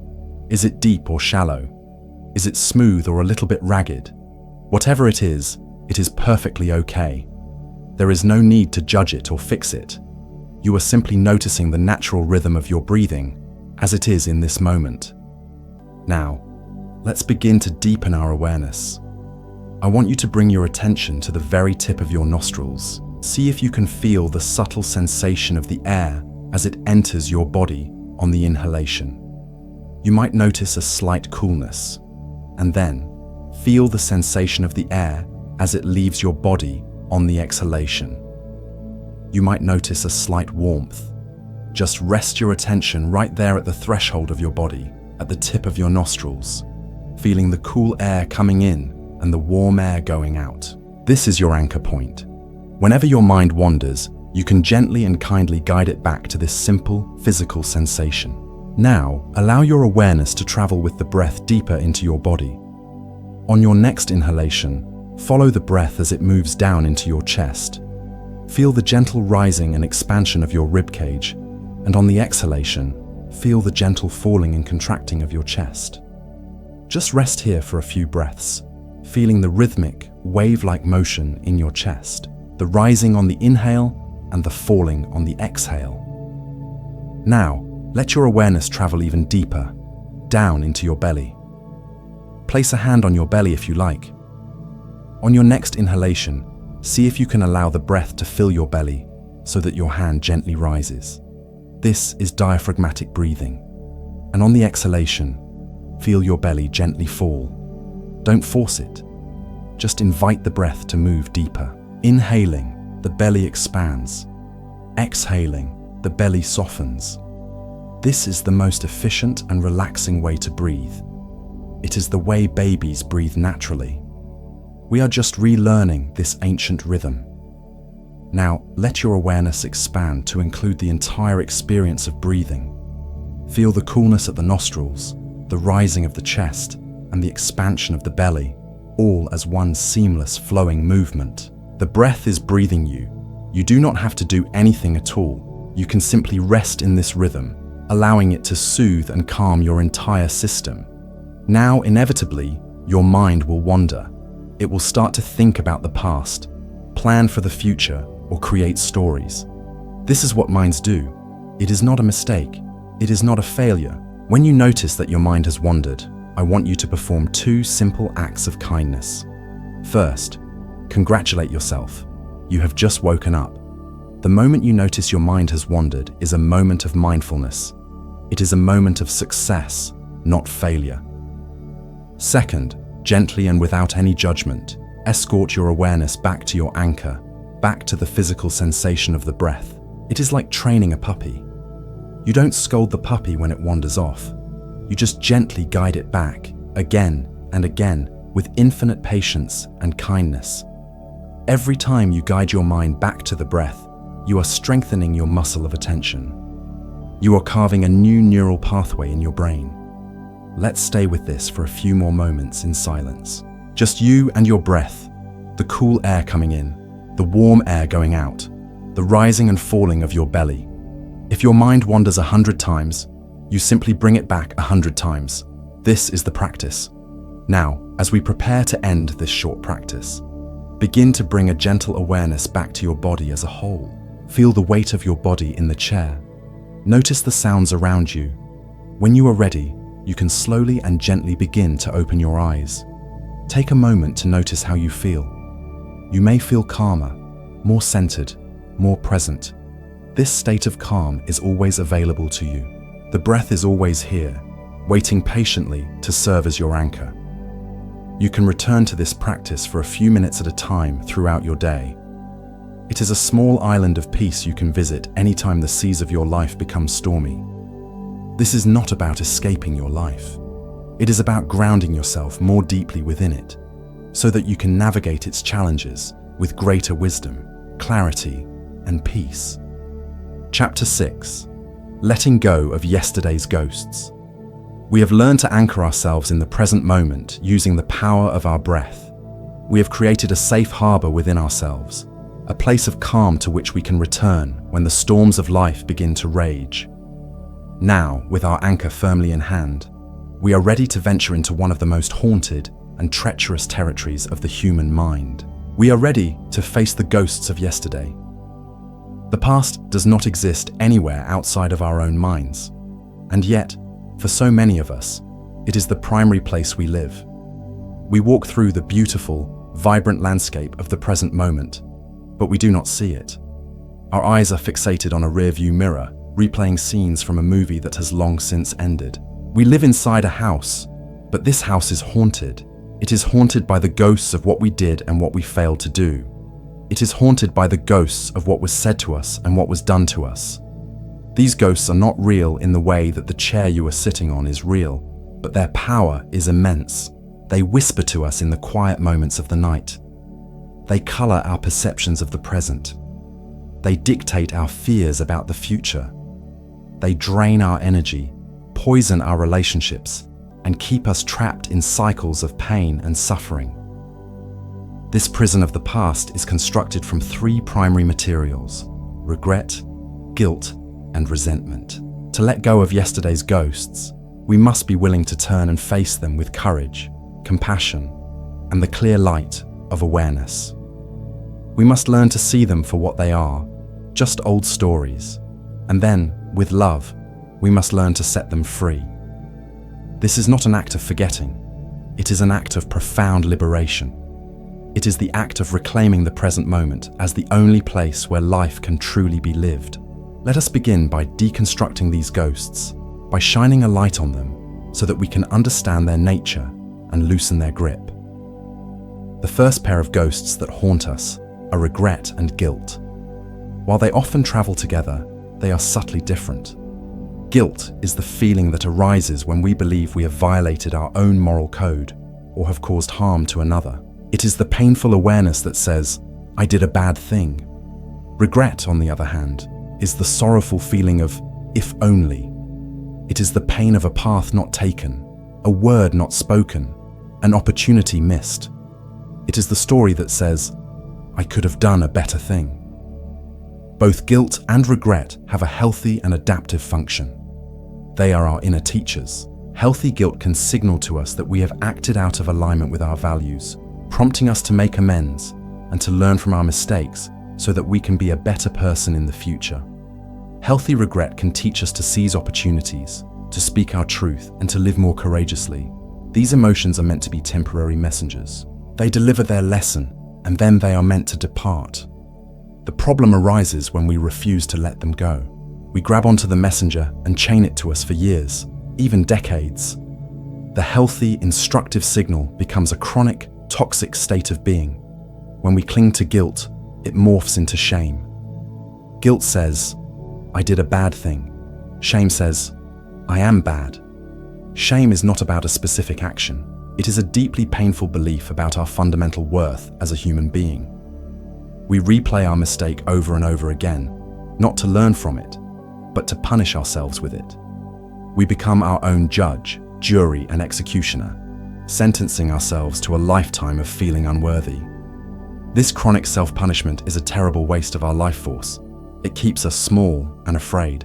We become so terrified of making another mistake that we stop taking risks, we stop trying new things, and we stop living fully. Letting go of chronic guilt and shame requires a profound act of self-forgiveness. It is the recognition that the person who made that mistake in the past is not the same person you are today. You made that choice with the knowledge, the awareness, and the emotional resources you had at that time. If you knew better, you would have done better. To forgive yourself is to accept your own imperfect humanity. It is to offer yourself the same grace and compassion that you would offer to a beloved friend who had made a mistake. You can learn the lesson without carrying the sentence for the rest of your life. Chronic regret is equally poisonous. We become trapped in a fantasy world of alternate pasts. If only I had taken that job. If only I hadn't ended that relationship. If only I had invested in that company. We torture ourselves by comparing our actual life to an idealized, imaginary life that we believe would have been perfect. But this is a complete fiction. We have no way of knowing what would have happened down that other path. The job we didn't take might have led to misery. The relationship we mourn might have ended in a far more painful way later on. Life is a complex web of cause and effect, and it is impossible to isolate one decision and know its ultimate outcome. To let go of regret is to radically accept the path that you have walked. Every single choice, every mistake, and every triumph has led you to become the person you are in this very moment. Your past, with all its imperfections, is the curriculum of your soul's education. It cannot be rewritten, it can only be accepted. To release regret is to turn your face away from the closed doors of the past and to look with fresh eyes at the open doors of the present. The only power you have is right now. You cannot change the choices of yesterday, but you can make a new choice in this moment. You can choose to stop punishing yourself. You can choose to accept your story. You can choose to be here, now, and to live the life that is, not the life that might have been. If guilt and regret are the ghosts that haunt our relationship with ourselves, then resentment is the ghost that haunts our relationship with others.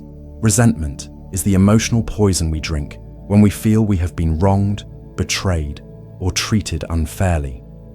It is a toxic cocktail of anger, bitterness, and a sense of victimhood. We hold on to the memory of the hurt like a precious wound, replaying it in our minds, keeping the anger fresh and feeding the story of our own righteousness. We believe, on some unconscious level, that by holding on to our resentment, we are punishing the person who hurt us. We believe that our anger is a weapon that we are aiming at them, but this is a tragic illusion. The person who hurt you has likely moved on with their life. They may not even be aware of the pain you are still carrying. The only person who is being punished by your resentment is you. Holding a grudge is like allowing someone who hurt you in the past to live in your head, rent-free, day after day, continuing to cause you pain long after the original event is over. You are giving them your power. You are chaining yourself to them with an energetic cord of bitterness. Every time you think of them with anger, you are re-injuring yourself. You are pouring salt in your own wound. It is a profound and tragic form of self-harm. The story of resentment is always a story of victimhood. Look what they did to me. I am the innocent party here. This story can feel validating. It can give us a sense of moral superiority, but it is a gilded cage. To see yourself as a victim is to give away your power to create your own emotional state. It means that your happiness is contingent on someone else's apology or on some external form of justice that may never come. You are putting the key to your own freedom in someone else's pocket. Letting go of resentment is one of the most courageous and empowering acts a human being can undertake.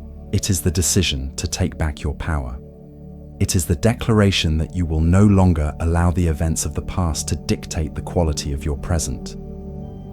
It is the conscious choice to prioritize your own peace of mind over your need to be right. This act of release is called forgiveness, but the word forgiveness is deeply misunderstood. So let us be crystal clear about what forgiveness is. and what it is not. Forgiveness is not for the other person. It is a gift you give to yourself. It is a radical act of self-liberation. You are not letting them off the hook.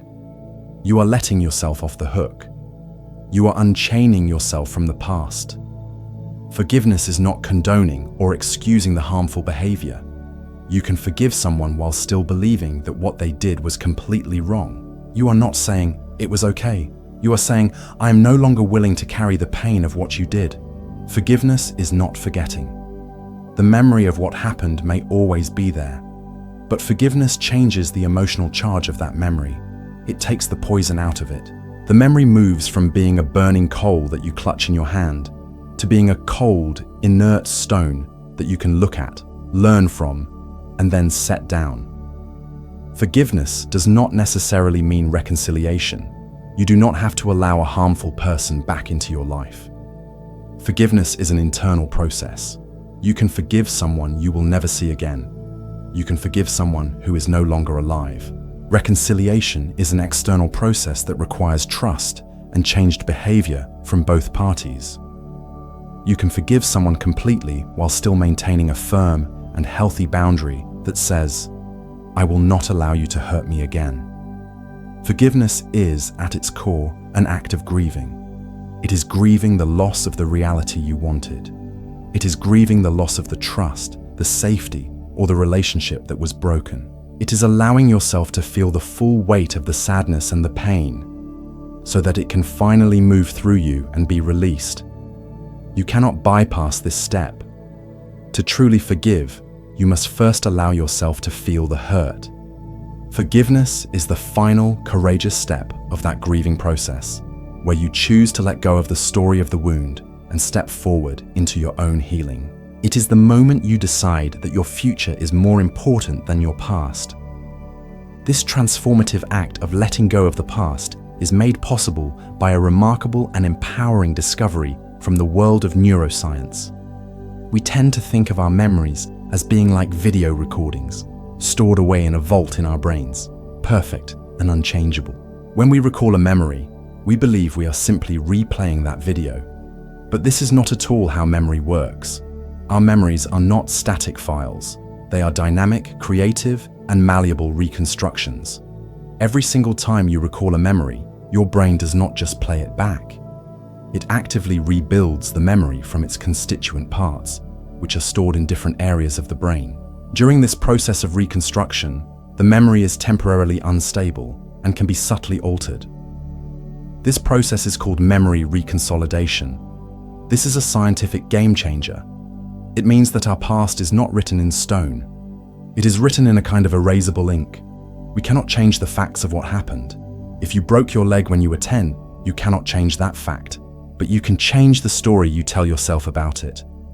You can change the emotional meaning and the personal significance of that memory. Let's say you have a painful memory of giving a presentation at work where you stumbled over your words and felt deeply embarrassed. The story you have attached to that memory might be, "I am a failure. I am incompetent at public speaking." Every time you recall that memory, you are not just remembering the event. You are also reactivating and strengthening the emotional pain of embarrassment and the limiting belief that you are a failure. You are deepening that neural pathway, making it easier and more automatic to feel that way in the future. But because of memory reconsolidation, you have an opportunity to change this. You can consciously bring that memory to mind, but this time you can pair it with a new, more empowering emotional experience. You could bring the memory up while you are feeling safe and calm, perhaps after doing your breathing practice. You could then offer compassion to the younger version of yourself who was struggling in that moment. You could say to yourself, "That was a really difficult experience. It's understandable that you felt embarrassed, but you were brave to even try. You learned from it, and you have grown since then." By doing this, you are not denying the facts of the event, but you are rewriting the story. You are changing the emotional soundtrack of the memory from one of shame to one of compassion and resilience. The next time that memory arises, it will bring with it a little less sting, a little more peace. This is profoundly hopeful news. It means you are not a prisoner of your past. You are the curator of your memory museum. You can choose which stories to put on display and how to label them. You can take an old memory that was labeled "my greatest shame" and relabel it as "a powerful lesson in humility." You can take a memory labeled "the betrayal that ruined my life" and relabel it as "the painful event that taught me about boundaries and made me stronger." This is not about lying to yourself or engaging in toxic positivity. It is about consciously choosing to find the wisdom, the strength, and the growth that is hidden within even your most painful experiences. It is about understanding that your identity is not defined by what happened to you. It is defined by the meaning you choose to make from what happened to you. You are the storyteller. Your past is not a life sentence. It is a library of stories, and you have the power to choose which stories you will read aloud to yourself today. You can choose to focus on the stories of your weakness and your failures, or you can choose to focus on the stories of your resilience, your courage, and your capacity to heal. The choice is yours, and it is a choice you can make right now. To make this process of release more tangible and powerful, we can engage in rituals. A ritual is a symbolic act that communicates a deep intention from our conscious mind to our unconscious mind. It is a way of externalizing our inner process, of making our decision to let go real and concrete. Here are a few simple but profound rituals you can practice to help you release the ghosts of yesterday. The first is the ritual of writing the unsent letter. Find a quiet time when you will not be disturbed. Take out a pen and paper. At the top of the page, write the name of the person or the situation you wish to release. It could be someone you need to forgive, or it could even be your younger self. Then just start writing. Do not censor yourself. Do not worry about grammar or spelling. Pour out everything that is inside you, all the anger, all the hurt, all the disappointment, all the sadness. Say everything you never got to say. Call them names if you need to. Swear if you need to. This is for your eyes only. The purpose is to get the poison out of your system and onto the page. When you feel that you have expressed everything, read the letter back to yourself one time. Acknowledge the depth of your pain. Thank yourself for having the courage to feel it. Then, you will destroy the letter. The act of destruction is the ritual. You can safely burn it. Watching the paper curl into ash and the smoke rise, symbolizing the release of your pain to the universe. You can tear it into 100 tiny pieces and throw it into the wind or a flowing river. You can bury it in the earth. As you perform this physical act, make a clear statement of your intention. I release this pain. I release this story. I reclaim my peace. A second powerful ritual is a visualization practice called cutting the cord. Find a comfortable position, close your eyes, and take a few deep, anchoring breaths. Then, in your mind's eye, imagine yourself in a safe and peaceful place. It could be a forest, a beach, or just a warm, comfortable room. Now, imagine the person or the memory you wish to release standing a short distance in front of you. See if you can notice an energetic cord or a set of cords connecting you to this person or memory. Notice where they are attached to your body. Perhaps a cord of anger is attached to your stomach, or a cord of sadness is attached to your heart. Just observe these cords without judgment. Now, in your own time, speak to this person or memory in your mind. You might say, "Thank you for the lessons you have taught me. I acknowledge the role you have played in my life. But the time has come for me to release you. The time has come for me to take back my energy and my power." Then, visualize a tool of light appearing in your hand. It could be a pair of golden scissors, a glowing sword, or simply your own hand radiating with light. With a clear and firm intention, use this tool to cut through the energetic cords. See them sever cleanly and completely. Watch as the end of the cord attached to the other person or memory dissolves or floats away. Then, watch as the end of the cord attached to you retracts back into your body, bringing with it your own precious life force energy, now purified and whole. Feel the space where the cords used to be, now filled with healing, golden light. Sit for a moment in this new feeling of freedom, of wholeness, of peace. Know that you can repeat this ritual anytime you feel the old connection reasserting itself. A third and beautifully simple practice you can use daily is the Hawaiian healing practice of Ho'oponopono. It consists of repeating 4 simple phrases.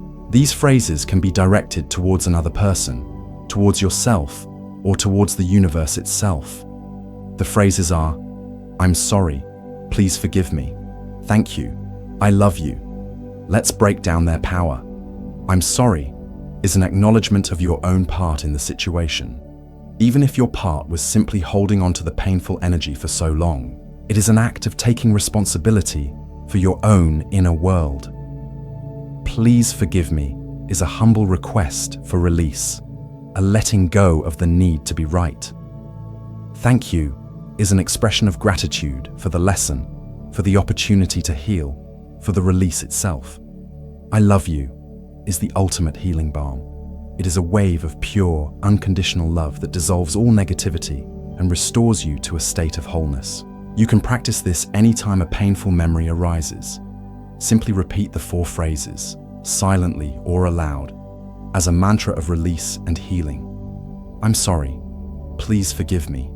Thank you. I love you." It is a way of cleaning your own inner house, of sweeping away the dust of yesterday's ghosts and allowing the fresh air and light of the present moment to flood in. These rituals are not magic spells. They are powerful conscious acts of intention. They are ways of signaling to every level of your being that you are choosing freedom. You are choosing to let go. You are choosing to live, not in the haunted house of the past, but in the vibrant, alive, and ever-new reality of now. Chapter 7. Letting go of tomorrow's worries. We have faced the ghosts of yesterday, learning to release the heavy stones of regret and resentment. We have found our anchor in the present moment, a safe harbor in the breath. Now, we must turn our gaze in the opposite direction, toward a land that is just as haunted, just as treacherous, and just as illusory as the past. We must learn to let go of tomorrow. If the past is a prison made of memory, the future is a prison made of imagination. It is a ghost world that we build, brick by anxious brick, in the workshops of our minds. It has no substance, no reality. And yet we spend a vast portion of our precious lives living there. We furnish it with our fears, we decorate it with our expectations, and we exhaust ourselves trying to control its every detail.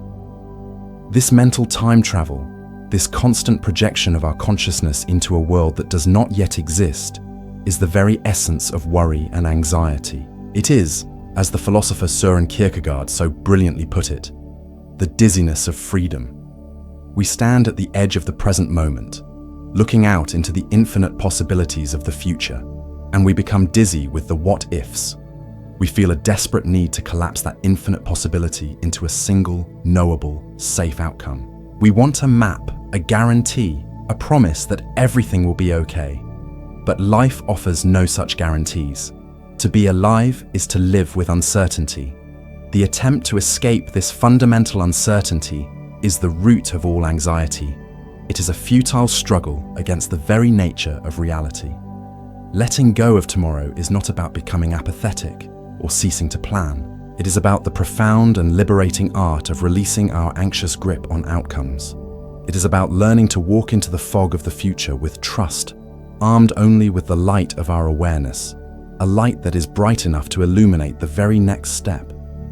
This is the path to finding peace, not in a guaranteed future, but in the midst of an uncertain present.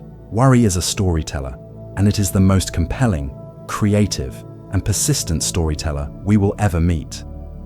Its favorite genre is horror. It specializes in tales of catastrophe, failure, and loss. Its plots are intricate, its characters are vivid, and its endings are always tragic. The storyteller of worry lives in your mind, and it works tirelessly, day and night, whispering its tales into your ear. It begins with a small seed of uncertainty, a strange feeling in your body, an upcoming meeting at work, a child who is late coming home. The worry storyteller takes this seed and begins to spin its web. What if this feeling is a serious illness, it whispers, and immediately It paints a detailed picture of doctors' offices, terrifying tests, and a grim diagnosis. What if you get fired in that meeting? It warns.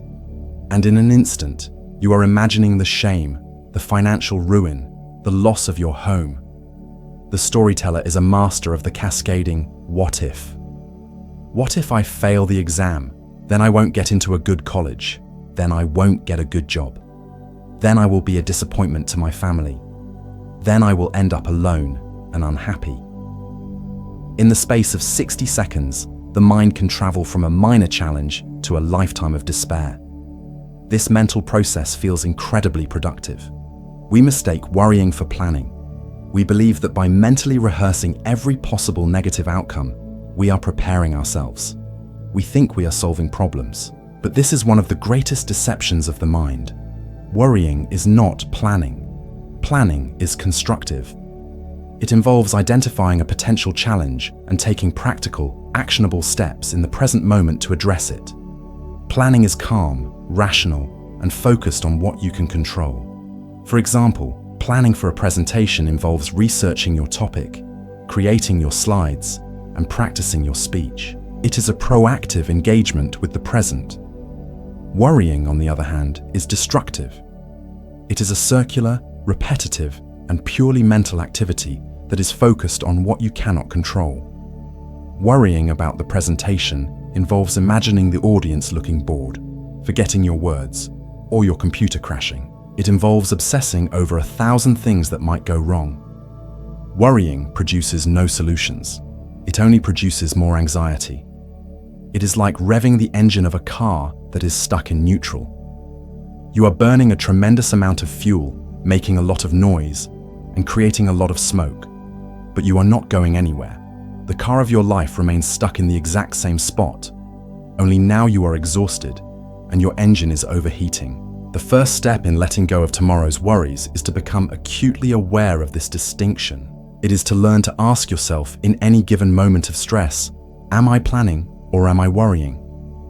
Am I taking constructive action in the present, or am I just spinning my wheels in a fictional future?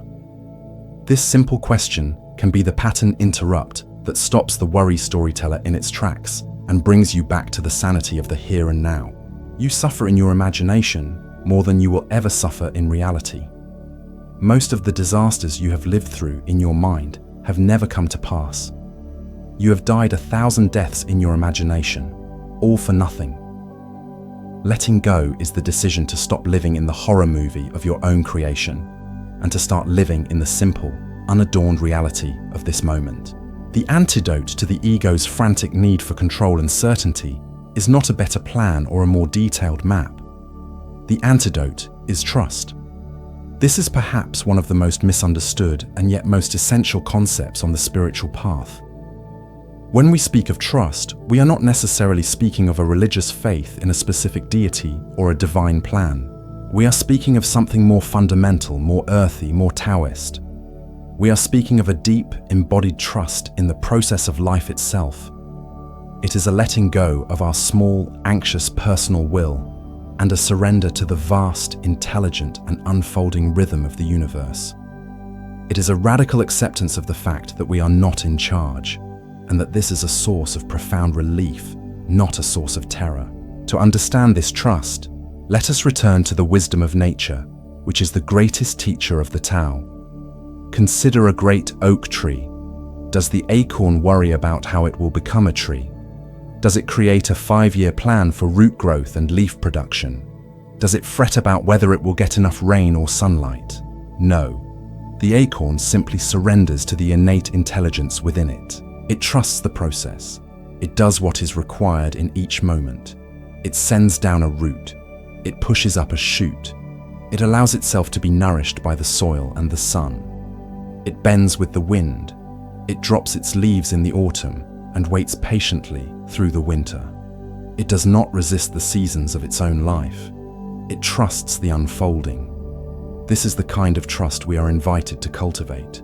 Our minds, conditioned by the illusion of control, find this terrifying. The ego wants to be the CEO of the universe. It wants to know the outcome before it takes the first step. It believes that if it just thinks hard enough, worries enough, and plans enough. It can eliminate all risk and guarantee a safe and comfortable journey. But this is the source of all our tension. We are trying to be the acorn, the soil, the sun, and the rain all at once.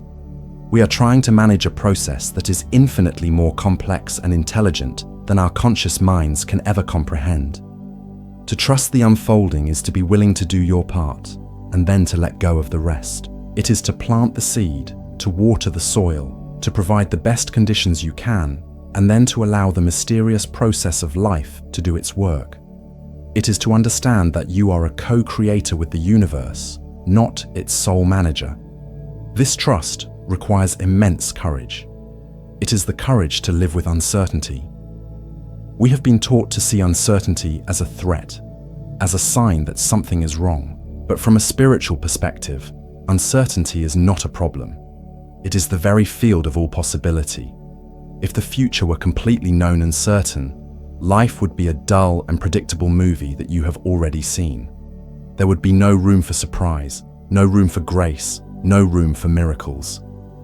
Uncertainty is the space where creativity is born. It is the unwritten page upon which a new and beautiful story can be written. To trust the unfolding is to become comfortable in this space of not knowing.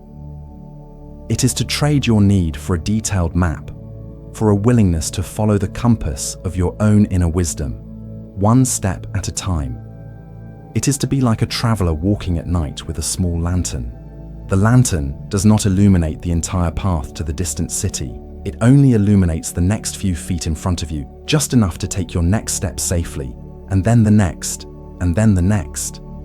This is how the journey is made, not by seeing the destination, but by trusting the process of walking in the light that you have right now. This trust does not mean that you do nothing. It does not mean you abdicate responsibility for your life. It means you learn to act from a place of flow rather than a place of fear. You still have goals. You still have dreams. You still take action. But you release your white-knuckled, desperate attachment to a specific outcome happening in a specific way on a specific timeline. You hold your desires with an open hand, not a clenched fist. You do your best and you offer the results to the great river of life.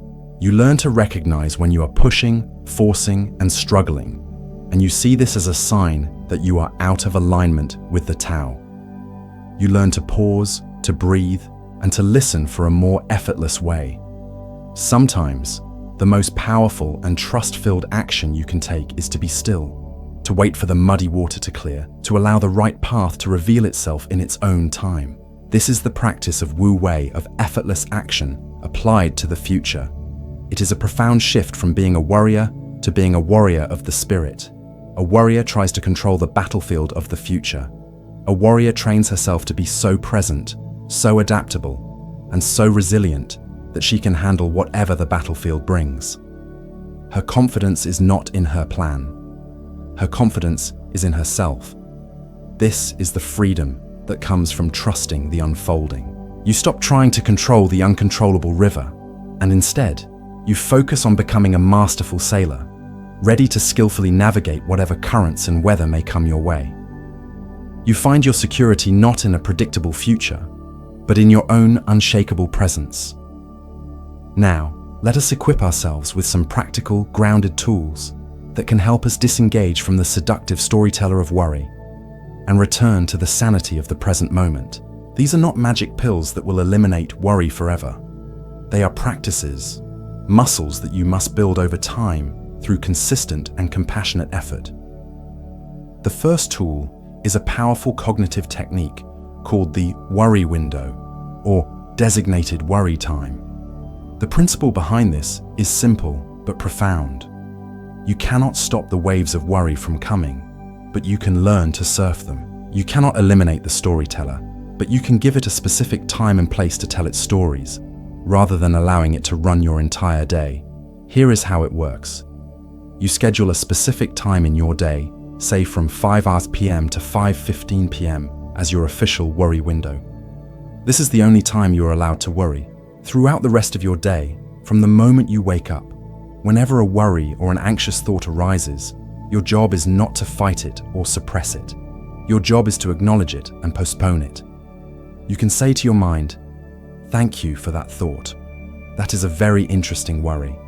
I will give it my full and undivided attention at 5 p.m. in my worry window." You might even find it helpful to write the worry down on a worry list to be addressed later.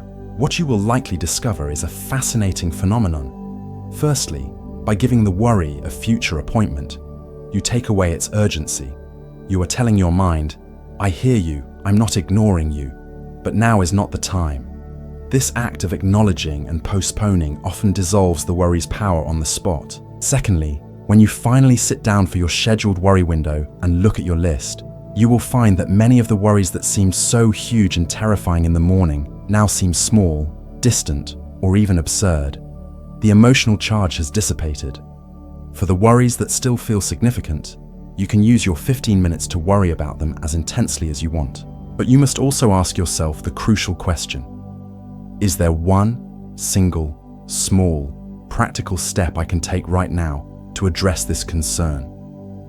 This moves you from the destructive cycle of worrying into the constructive process of planning. At the end of your 15 minutes, you must stop. You close the window. You say, "Okay, that's enough worrying for today. I will see you again tomorrow at 5. This practice trains your mind. It teaches your brain that there is a time and a place for everything, and that the rest of your day is a worry-free zone. You are not suppressing your worries. You are containing them. You are building a fence around the field of worry so that its weeds do not overtake the entire garden of your mind. A second invaluable practice is a concrete exercise that builds upon the Stoic wisdom we explored in Chapter 3. We can call it the Circle of Control exercise. This is a journaling or visualization practice that helps you to tangibly separate what you can control from what you cannot. Take a piece of paper and draw a large circle on it. Inside that large circle, draw a much smaller circle in the center. The large outer ring represents everything in a given situation that is completely outside of your control. The small inner circle represents the very few things that are within your control. Now, think of a specific situation that is causing you a great deal of anxiety. Perhaps it is a health concern. Start by filling in the large outer circle. What can you not control in this situation? You cannot control the ultimate diagnosis. You cannot control the side effects of a potential treatment. You cannot control how your body will respond. You cannot control your doctor's mood or the results of your lab tests. Be brutally honest and list everything that belongs in this outer ring of "not my job." Now, turn your attention to the small inner circle. In this same situation, what can you control? You can control your attitude. You can control whether you seek a second opinion. You can control how well you follow your doctor's advice. You can control your commitment to eating healthy food and getting enough rest to support your body. You can control your willingness to ask for help and support from your loved ones. You can control your breath. Take your time and list every single thing that belongs in this small, powerful inner circle. Now, look at the page. Where have you been focusing most of your energy? Most of us spend 99% of our time and attention obsessing over the things in the large outer circle, the very things we have zero power to change. This is the definition of insanity. It is the formula for anxiety and powerlessness. The practice, then, is to consciously and deliberately shift your focus. You make a sacred vow to yourself to let go of the outer circle. You release it to the universe, to the Tao, to whatever you conceive of as a higher power. It is not your business. Your business, your sacred duty, is to pour all of your magnificent energy, your attention, and your effort into the small inner circle.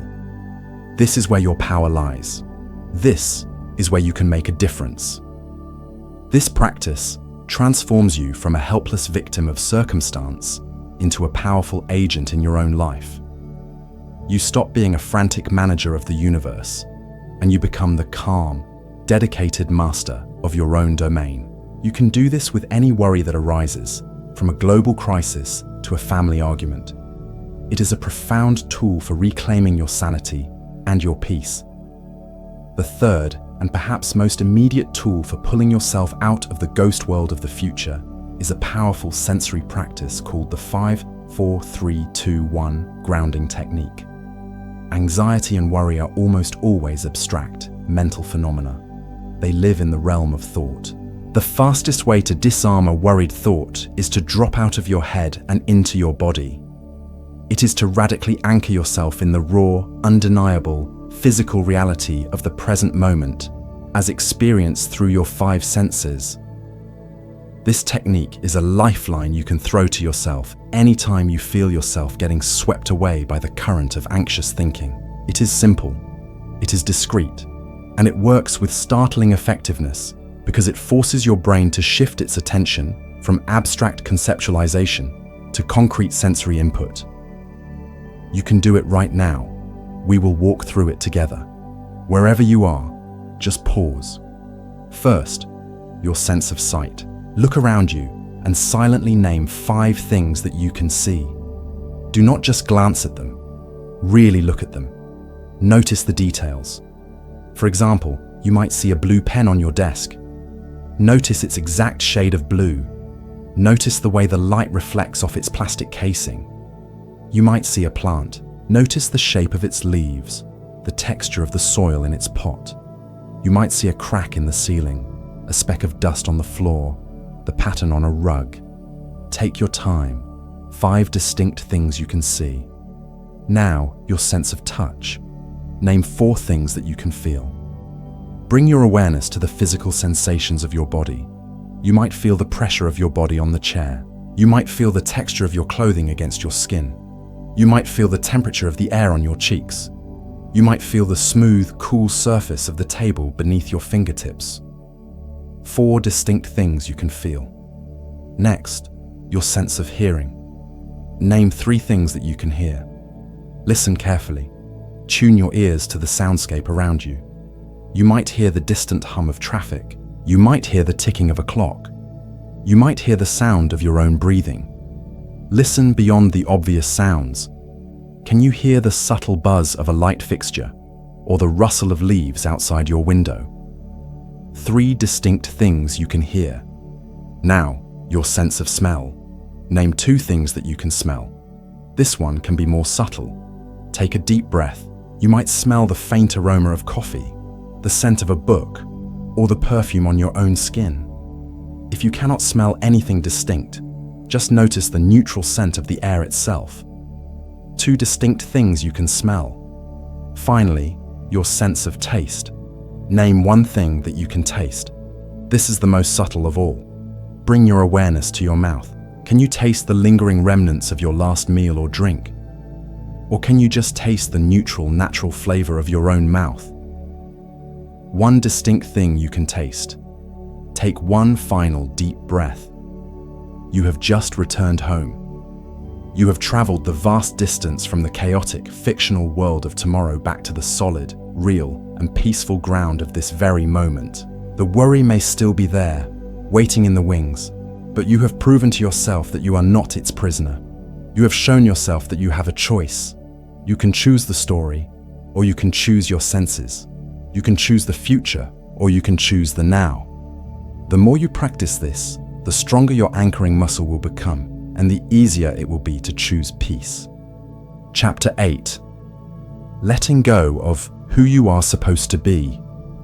We have confronted the ghosts of the past and the phantoms of the future.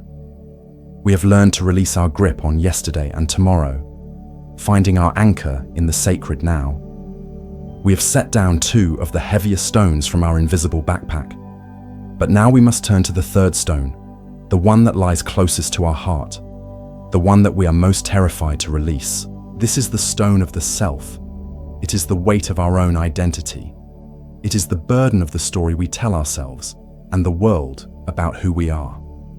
From the moment we are born, we begin to construct this self. We gather labels like a child gathers shells on a beach. I am a boy. I am a girl. I am smart. I am shy. I am good at sports. I am bad at math. Our parents give us labels. Our teachers give us labels. Our friends give us labels. Our society gives us 1,000 more. I am a doctor. I am a mother. I am a success. I am a failure. I am a Republican. I am a spiritual person. We weave these labels, along with our memories, our beliefs, and our experiences, into a complex and intricate story. This story is our ego. It is our persona, our mask. And in time, we forget that we are wearing a mask. We come to believe that the story is us. This constructed self, this ego identity, feels essential for our survival. It gives us a sense of stability, of predictability, of knowing who we are in a vast and confusing world. But it is also a cage. It is a suit of armor that we build to protect ourselves, but which eventually becomes so heavy and so rigid that it prevents us from moving, from growing, from dancing with the spontaneous unfolding mystery of life. Letting go of this stone is the most subtle, the most challenging, and the most profoundly liberating work we can do. It is the journey from a fixed and brittle identity to a fluid and resilient awareness. It is the discovery that what you are is infinitely more vast, more free, and more beautiful than any story you could ever tell about yourself. It is the final letting go, the letting go of me, so that life itself can finally live through you. The construction of this identity, this ego self, is a natural and necessary part of our human development. A child needs to develop a healthy sense of self to navigate the world. But as we grow, this helpful servant often becomes a tyrannical master. The ego is a product of our past and a projection into our future. It is a fortress built to defend us from the pain of not being good enough, the fear of rejection, and the terror of the unknown. Its primary job is to create a sense of separation, to define me in contrast to not me. It does this by identifying with things. We identify with our possessions, my car, my house. We identify with our bodies, my looks, my health. We identify with our roles, mother, CEO, artist. We identify with our beliefs, my politics, my religion.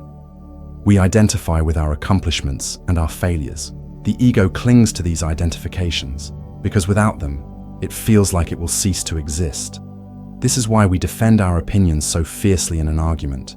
An attack on our opinion is perceived by the ego as an attack on our very self. This is why we feel such shame when we fail. The failure is not just an event, it is a judgment on the worth of the me. This is why we chase success, wealth, and approval. We are seeking external validation to reinforce and solidify our fragile sense of self. The life of the ego is a life of constant effort and anxiety.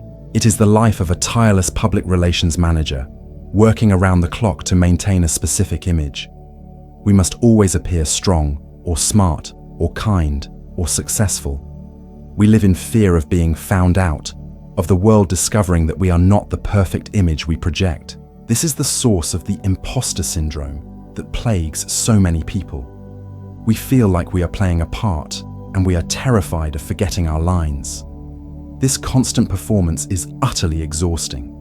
It creates a deep and painful split between our authentic inner self and the polished, curated self we present to the world. We become strangers to ourselves. We lose touch with our own genuine feelings, our own intuition, our own spontaneous joy. We are so busy managing our identity that we forget how to simply be. Furthermore, a rigid ego makes us brittle and resistant to change. Life is constant flow, but the ego wants to build a dam. When we are overly identified with our role as a successful executive, what happens when we lose our job? The ego experiences this, not as a change in circumstance, but as a death. Our entire sense of self collapses. When we are identified with being a healthy, athletic person, what happens when we get sick or grow old? The ego experiences this as a personal failure, a betrayal. The more tightly we cling to any fixed identity, the more we will suffer when life, in its infinite and unpredictable wisdom, inevitably changes. The spiritual path is not about destroying the ego. The ego is a useful tool. It is about demoting it. It is about moving the ego from the driver's seat of your life to the passenger seat. It is about realizing that you are not the mask. You are the one who is wearing the mask, and you have the power to take it off. To help us in this process of disidentification, we can turn to one of the most beautiful and profound metaphors in all of spiritual literature: the metaphor of the sky and the clouds. This teaching is found in many traditions, from Buddhism to Advaita Vedanta, and its power lies in its simplicity and its ability to shift our perspective in an instant. The metaphor is this: your true nature, the essence of who you are, is like the vast, open, boundless sky. The sky is always here. It is permanent, unchanging, and ever-present. It is inherently peaceful, clear, and spacious. It is the background against which everything else happens. The thoughts, feelings, emotions, sensations, memories, and stories that pass through your awareness are like the clouds. The clouds are temporary and ever-changing. They are not the sky. They appear within the sky, they move through the sky, and then they dissolve back into the sky. Sometimes the clouds are white and fluffy, beautiful and pleasant. These are our happy thoughts, our joyful feelings, our pleasant sensations. Sometimes the clouds are dark, heavy, and stormy. These are our anxious thoughts, our angry feelings, our painful sensations. Sometimes the sky is completely filled with a thick blanket of grey clouds, so much so that we can no longer see the blue sky at all. On those days, we might forget that the sky is even there. We might look up at the greyness and believe, I am the greyness. I am the storm. This is the fundamental error of human suffering. We mistake the cloud for the sky. We identify with the temporary weather patterns of our mind and body, and we forget the vast, peaceful, unchanging awareness that is our true home. Let's apply this directly to our experience. Think of a strong emotion you have felt recently, perhaps a wave of anger. When that anger arose, what was your experience? Most likely, you became the anger. You said, I am angry. Your entire world contracted to the size of that feeling. The anger filled your mind, it tensed your body, and it dictated your actions. You were a cloud believing it was the whole sky. The practice of letting go of the self is the practice of remembering that you are the sky. When the cloud of anger appears, you can learn to shift your identification. Instead of saying, I am angry, you can learn to say, I am aware of a feeling of anger passing through me. Can you feel the difference? In the first statement, you are fused with the emotion. In the second statement, you are the spacious awareness in which the emotion is happening. You are the sky, and the anger is just a dark cloud moving through. You do not have to fight the cloud. You do not have to push it away. The sky does not fight the clouds. It simply allows them to be. It provides the space for them to exist, knowing that they will, in their own time, pass. By taking this perspective, you are not suppressing your anger. You are creating a compassionate space around it. You can observe the cloud of anger with a gentle curiosity. You can notice its shape, its color, its texture. You can feel its energy in your body without having to act on it. And you will notice that, like a real cloud, it is not solid. It is made of mist. It changes shape. And eventually it dissolves, revealing the clear blue sky that was always there, untouched and unharmed by the storm. This practice applies to everything. You are not your thoughts. Your thoughts are just clouds of language and images passing through the sky of your awareness. You don't have to believe every thought. You don't have to argue with them. You can learn to watch them float by, like clouds in the sky or leaves on a stream. You are not your body. Your body and its sensations are a constantly changing cloud formation in the sky of your awareness. You are not your job title, your social role, or your bank account. These are just temporary labels, fleeting clouds that have nothing to do with the vastness of the sky. This is the ultimate freedom. When you know yourself as the sky, you are no longer a victim of the weather. You can experience the full range of human emotion, from the brightest joy to the deepest sorrow, without being destroyed by any of it. You can feel the storm rage, but you know that the storm is not you. Your core being, Your essential nature remains peaceful and untouched. You develop an unshakable inner stability. Your peace is no longer dependent on having only pleasant, fluffy clouds in your mind. Your peace comes from the knowing that you are the sky, and the sky is big enough to hold every kind of weather. This is not just a nice idea. It is a shift in identity that can be cultivated through practice. The more you remember to witness your thoughts and feelings as passing clouds, the more you will come to live in the peaceful expanse of your own true nature. To live as the sky, we must be willing to let go of our addiction to being the expert. The ego self loves to know. It finds immense security in having answers, in holding firm beliefs, in being right. It constructs its identity around what it knows. I am the kind of person who believes this. I am an expert in that. This need to know closes us down. It makes our minds rigid and our hearts defensive. The antidote to this mental rigidity is the cultivation of what the Zen masters call Shoshin, or beginner's mind. Beginner's mind is the practice of approaching every experience, every person, and even ourselves with the open, curious, and humble attitude of a true beginner. A beginner does not have a mind full of preconceived notions and fixed opinions. A beginner's mind is empty, and therefore it is ready to receive. An expert's mind is full, and therefore it has no room for anything new. To have beginner's mind is to be willing to utter the three most liberating words in any language. I don't know. In our culture, I don't know is often seen as a sign of weakness or ignorance. But from a spiritual perspective, it is a statement of profound wisdom and courage. It is the key that unlocks the door to genuine learning, deep connection, and infinite possibility. When you let go of the need to be the expert on yourself, you open up to a world of surprise. If you believe, I know who I am not a creative person, you have slammed a door on a vast continent of your own being. You will never pick up a guitar or a paintbrush because you have already decided the outcome. But if you can approach your own potential with beginner's mind, you can say, I don't know if I'm creative or not. Let me try. Let me see what happens. In that I don't know is freedom. It is the freedom to experiment, to play, to fail, and to discover capacities within yourself that you never knew existed. This practice of not knowing transforms our relationships. When we approach another person with an expert's mind, we are not really meeting them. We are meeting our own story of them. We are meeting our collection of judgments, memories, and expectations about who they are. This is why relationships can become stale and predictable. We are no longer relating to the living, breathing mystery in front of us. We are relating to a mental caricature. To approach your partner, your child, or your friend with beginner's mind is to let go of your story of them. It is to meet them anew in this moment, with a genuine curiosity. Who is this person right now, beyond all my labels and judgments?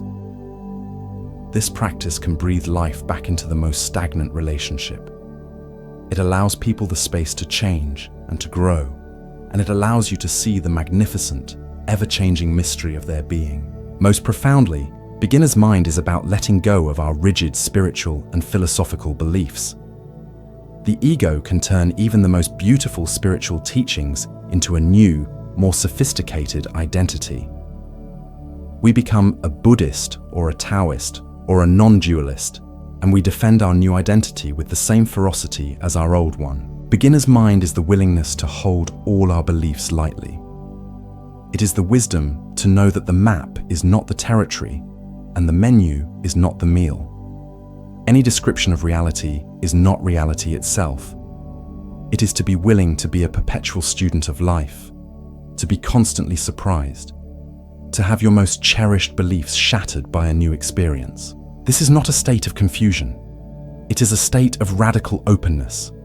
It is the understanding that the mystery of existence is far too vast and too profound to be captured by the small net of the human mind.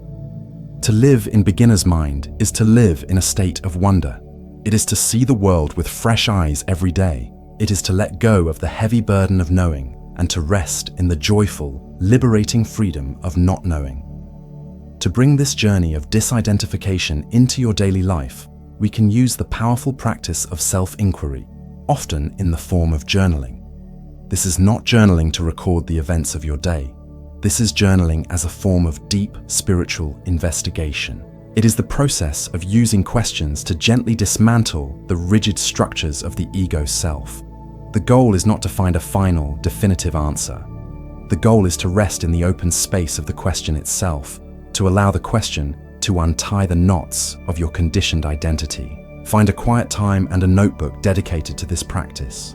Take a few deep anchoring breaths to settle into the present moment.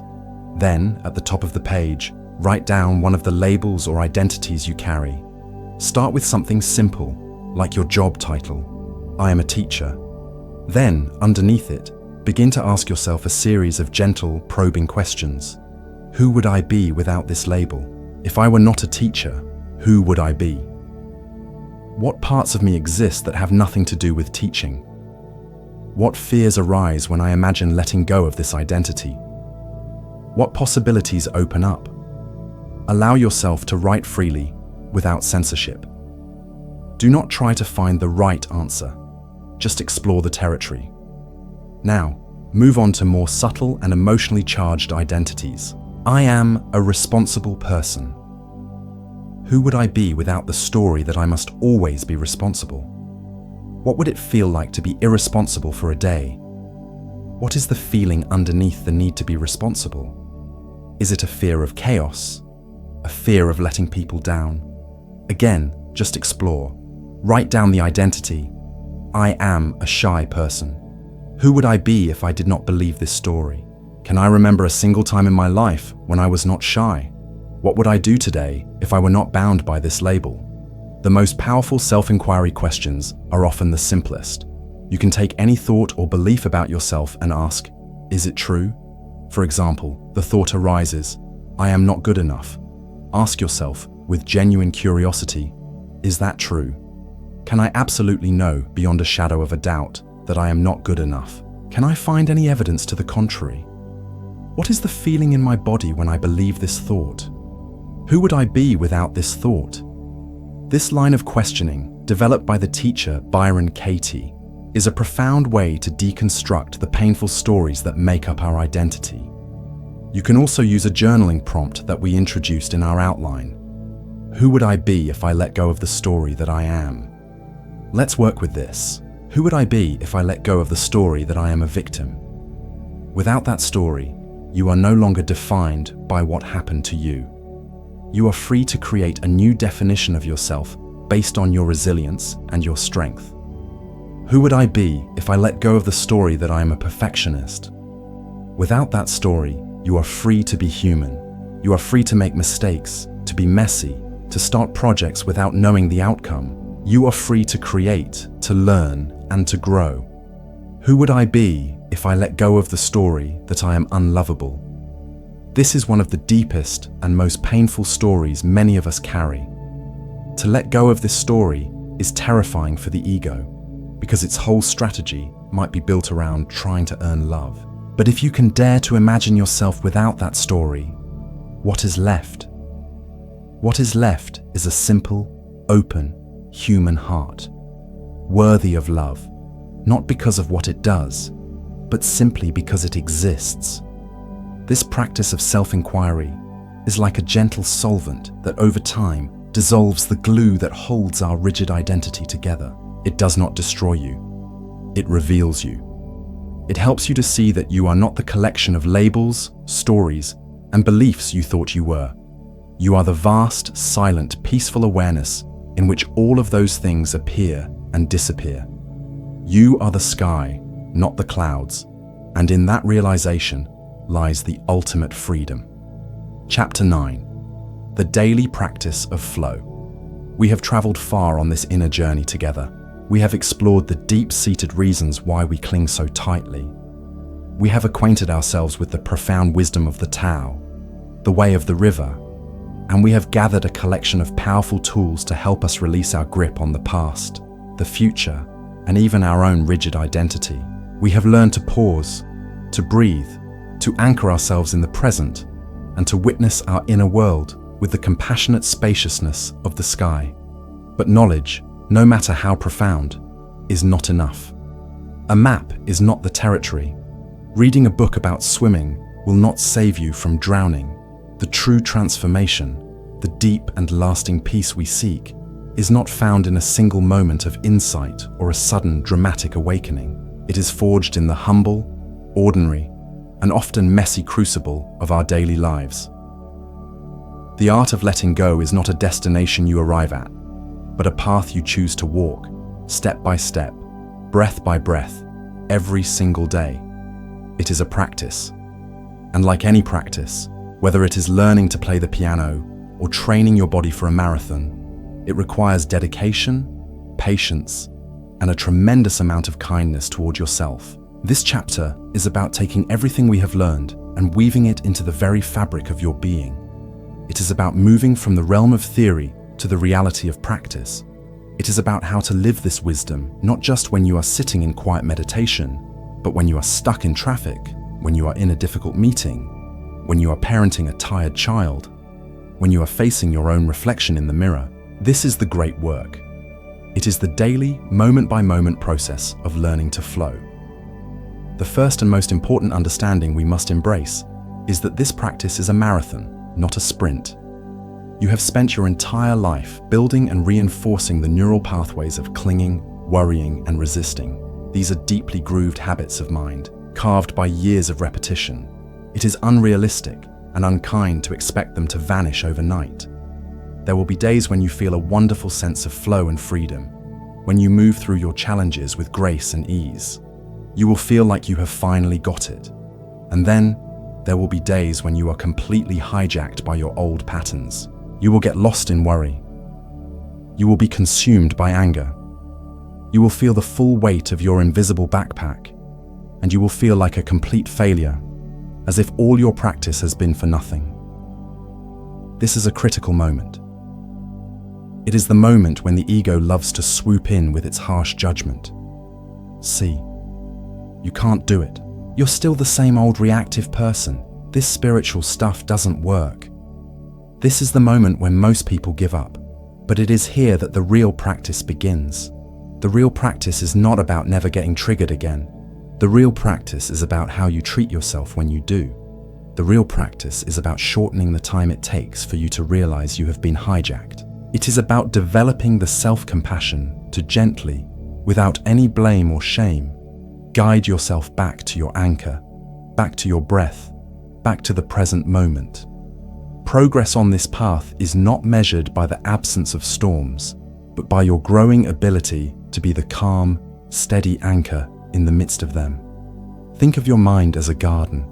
For years, the weeds of worry, resentment, and self-judgment have been allowed to grow wild. You have now decided to cultivate this garden. You have learned to identify the weeds, and you have been given the tools to pull them. But the seeds of those weeds are deep in the soil. They will continue to sprout. Your job is not to become enraged every time a weed appears. Your job is to become a patient and diligent gardener. When you see a weed, you simply acknowledge it. Ah, there is worry again. And you gently pull it by returning to your practice. Some days you will have to pull many weeds, some days only a few. But the act of patient, consistent tending is what matters. Over time, as you continue to pull the weeds and to intentionally plant and water the seeds of presence, compassion, and acceptance, the entire landscape of your garden will begin to change. The flowers will have more room to grow. The sunlight will reach more of the soil. The garden will become a place of beauty and peace, but it will always require tending. This is not a one-time landscaping project. It is a lifelong relationship with your own heart and mind. So, release the expectation of perfection. Banish the idea that you are supposed to reach some mythical, enlightened state where you are never troubled again. Instead, embrace the humble, noble, and deeply human path of practice. Celebrate the small victories. Forgive the moments of forgetfulness. And know that every single time you choose to pause, to breathe, to let go, even for a single second, you are strengthening your spiritual muscle. You are rewiring your own brain. You are tending your own sacred garden. This is the truest and most compassionate way to practice the art of flow. The cornerstone of a daily practice is learning to identify your own personal triggers. A trigger is any event, person, place, thought, or sensation that reliably throws you out of a state of flow and into a state of resistance. It is anything that causes your inner fist to clench. These triggers are not your enemies. They are your greatest teachers. They are like a divine alarm system, designed to show you exactly where you are still stuck, where your work of letting go still needs to be done. Without our triggers, we would live in a comfortable illusion of our own spiritual progress. It is easy to be peaceful and centered when everything is going our way. It is when our triggers are pushed that we get to see what is really going on inside us. The trigger does not create the anger or the anxiety. It simply reveals the anger or anxiety that was already there, dormant beneath the surface. Therefore, to become a student of your own triggers is to embark on a profound journey of self-discovery. We must become compassionate detectives, investigating the crime scene of our own reactivity, not to place blame, but to understand the cause. Let's create a map of your personal trigger landscape. We can divide triggers into two main categories: external and internal. External triggers are things that happen in the world outside of you. People are often our biggest external triggers. Is there a particular person in your life whose behavior consistently sends you into a state of resistance? It could be a critical parent, a passive-aggressive colleague, a partner who doesn't listen, or even a public figure you see on the news. What specific behaviors are the triggers? Is it their tone of voice, their opinions, their habits? Places can also be triggers. The crowded grocery store on a Saturday morning, the office on a Monday, your childhood home. Situations are another form of external trigger. Being stuck in traffic is a classic. Others include being late for an appointment, facing a public speaking engagement, going to a social gathering where you don't know anyone, or dealing with a technological failure. Your first step is to simply start noticing. Carry a small notebook or use an app on your phone. For 1 week, just observe. When you feel that familiar clenching of resistance, that surge of negative emotion, pause and ask yourself, what just happened? Write down the external trigger. No judgment, just data collection. The second category, which is even more powerful, is internal triggers. These are things that happen inside your own skin. Thoughts are a major internal trigger. Are there certain repetitive thought patterns or stories that instantly send you into a spiral of anxiety or sadness? The thought, I'm not good enough. The thought, I can't handle this. The thought, it's not fair. The memory of a past failure or a past hurt can also be a powerful internal trigger, a ghost that appears and instantly changes your emotional weather. Emotions themselves can be triggers. For some people, the first flicker of anger is a trigger for a deeper feeling of shame.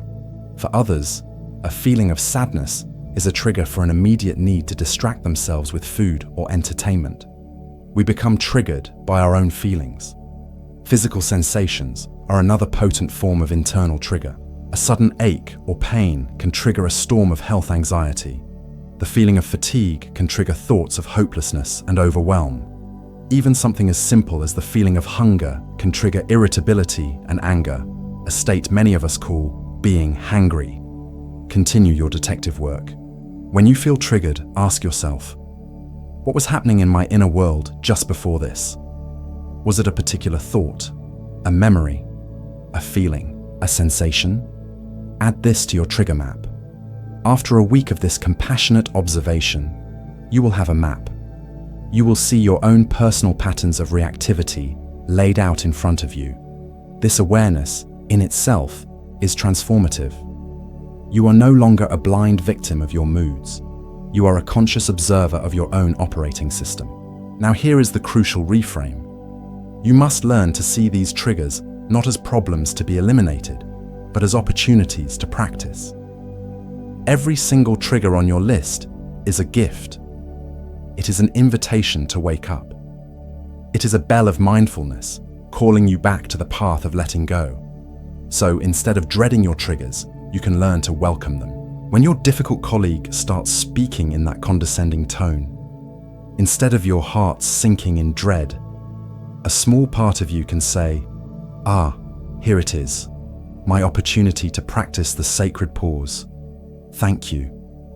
When you feel that familiar knot of anxiety in your stomach, instead of fighting it, you can say, "Hello, old friend. You are my signal to practice my anchor breath. Thank you." This changes everything. Your entire life, with all its challenges and annoyances, becomes your practice field. You do not need to retreat to a monastery. Your monastery is the traffic jam. Your guru is your difficult family member. Your sacred text is your own pattern of reactivity. This is how you integrate the practice into the very heart of your real life. You turn your poison into medicine. You transform your greatest challenges into your greatest teachers. Now that you have your trigger map and you have reframed your triggers as opportunities, let's talk about the specific techniques you can use in the heat of the moment. We can call this the practice of micro-dosing letting go. You don't have to wait for a major life crisis to practice. You can practice in 1,000 tiny moments throughout your day. Each small act of letting go strengthens your spiritual muscle and makes it easier to handle the bigger challenges when they arise. Let's create a practical toolkit by applying the concepts we've already learned to specific real-life scenarios. The core technique for most of these moments will be the sacred pause we learned in Chapter 4. Stop, breathe, observe, choose. Let's see it in action. Scenario 1. You are in a meeting at work, and a colleague publicly criticizes your idea. The trigger has been pulled. Your automatic reaction is a hot flush of shame and anger. Your mind starts racing with defensive thoughts. This is the moment. First, stop. You are about to speak, to lash out defensively. Instead, you close your mouth. You press your lips together gently. You create a tiny 2-second gap. Second, breathe. You take one slow, silent, deep breath. No one else in the room even knows you are doing it. You feel your feet on the floor. You anchor yourself. Third, observe. In that brief space, you notice the heat in your face. You notice the tightness in your stomach. You notice the story. He is trying to make me look stupid. You see all this as a weather pattern passing through the sky of your awareness. Fourth, choose. From this slightly calmer place, you can choose a conscious response. Instead of attacking back, you might say with a neutral tone, "Thank you for that feedback. Can you tell me more about your specific concerns?" You have just transformed a potential conflict into a constructive dialogue. You have micro-dosed letting go of your ego's need to be right. Scenario 2. You are at home, and your child is having a tantrum. The constant screaming is your trigger. You feel your own anger and frustration rising. You feel the urge to yell, to assert control. This is the moment. Stop. Before you yell, you literally freeze your body for a second. You turn your head away from your child for just a moment. Breathe. You take one deep, cleansing breath, exhaling the tension out through your mouth. Observe. You notice the tension in your shoulders. You notice the feeling of overwhelm. You notice the thought, "I am a bad parent. I can't handle this." You acknowledge this feeling of powerlessness without judgment. Choose. From this space, you recognize that adding your anger to your child's anger will only create more fire. You choose to get down on your child's level. You choose to speak in a calm, low voice. You choose to offer a hug or simply to sit with them in their big feeling, providing a calm anchor in their storm. You have just micro-dosed letting go of your need to control a situation that is, in that moment, uncontrollable. Scenario 3. You are trying to fall asleep, but your mind is racing with worries about a financial problem. The internal trigger of anxious thoughts is firing relentlessly. You feel your body tensing up, your heart beating faster. This is the moment. Stop. You stop engaging with the thoughts. You stop following them down their rabbit holes. You recognize the pattern of the worry storyteller. Breathe. you begin to practice the anchor breath we learned in Chapter 5. You bring your full attention to the physical sensation of the breath moving in and out of your body. You make your exhale slightly longer than your inhale to activate your parasympathetic nervous system. Observe. You observe the anxious thoughts as if they are clouds passing in the night sky. You do not have to believe them. You do not have to push them away.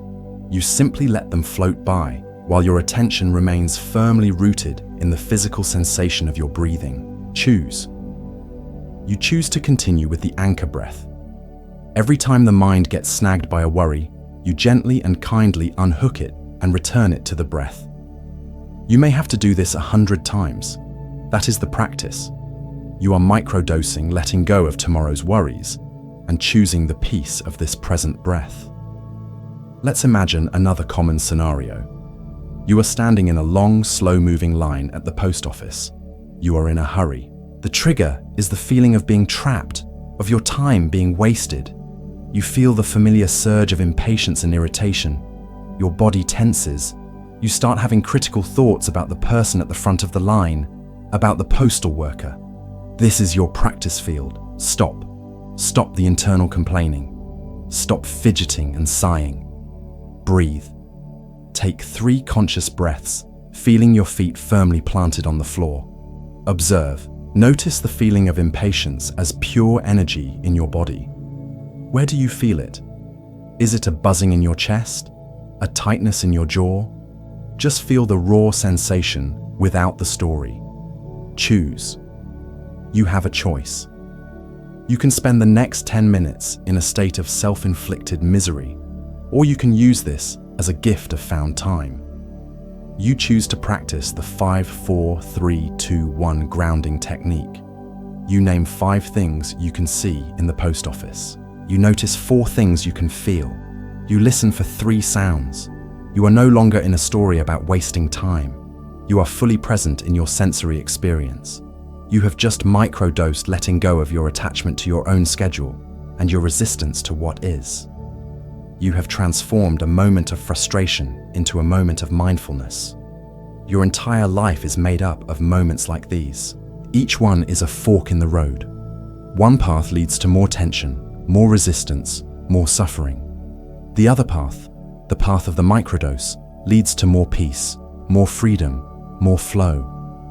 To give structure and intention to this daily practice, it is incredibly helpful to create simple rituals that bookend your day. These rituals do not need to be long or elaborate. Their power lies in their consistency. They are like setting the rudder of a ship in the morning and checking your course in the evening. The first ritual is the morning intention. Before you dive into the busyness of your day, before you check your phone or get lost in your to-do list, take just 2 or 3 minutes for yourself. You can do this while your coffee is brewing, while you are sitting on the edge of your bed, or while you are looking in the mirror. This is the time to consciously set your inner compass for the day ahead. The practice is simple. First, connect with your breath. Take 3 deep, anchoring breaths to bring yourself into the present moment. Second, set your intention. An intention is not a goal. A goal is about a future outcome, something to be achieved. An intention is about a quality of being you wish to bring to the present moment, regardless of the outcome. It is about how you want to be, not what you want to do. You can frame your intention in a simple statement. Here are some examples. Today, my intention is to meet my moments of resistance with the sacred pause. Today, my intention is to be like water, to flow around obstacles rather than crashing against them. Today, my intention is to remember that I am the sky and to let the clouds of my thoughts and feelings pass. Today, my intention is to be kind to myself when I forget to practice. Choose one intention that resonates with you for that day. Say it to yourself, silently or aloud. Feel it in your body. This simple act primes your brain. It is like telling your subconscious mind what to look for. Throughout the day, when you face a challenge, your intention will be more likely to pop into your awareness, reminding you of the choice you made. The second ritual is the evening reflection. At the end of your day, after the work is done and before you fall asleep, Take 5 minutes to gently review your day through the lens of your practice. This is not a time for judgment or self-criticism. It is a time for compassionate curiosity and learning. It is like a scientist reviewing the data from an experiment. You can do this as a journaling practice or simply as a quiet contemplation. Ask yourself a few gentle questions.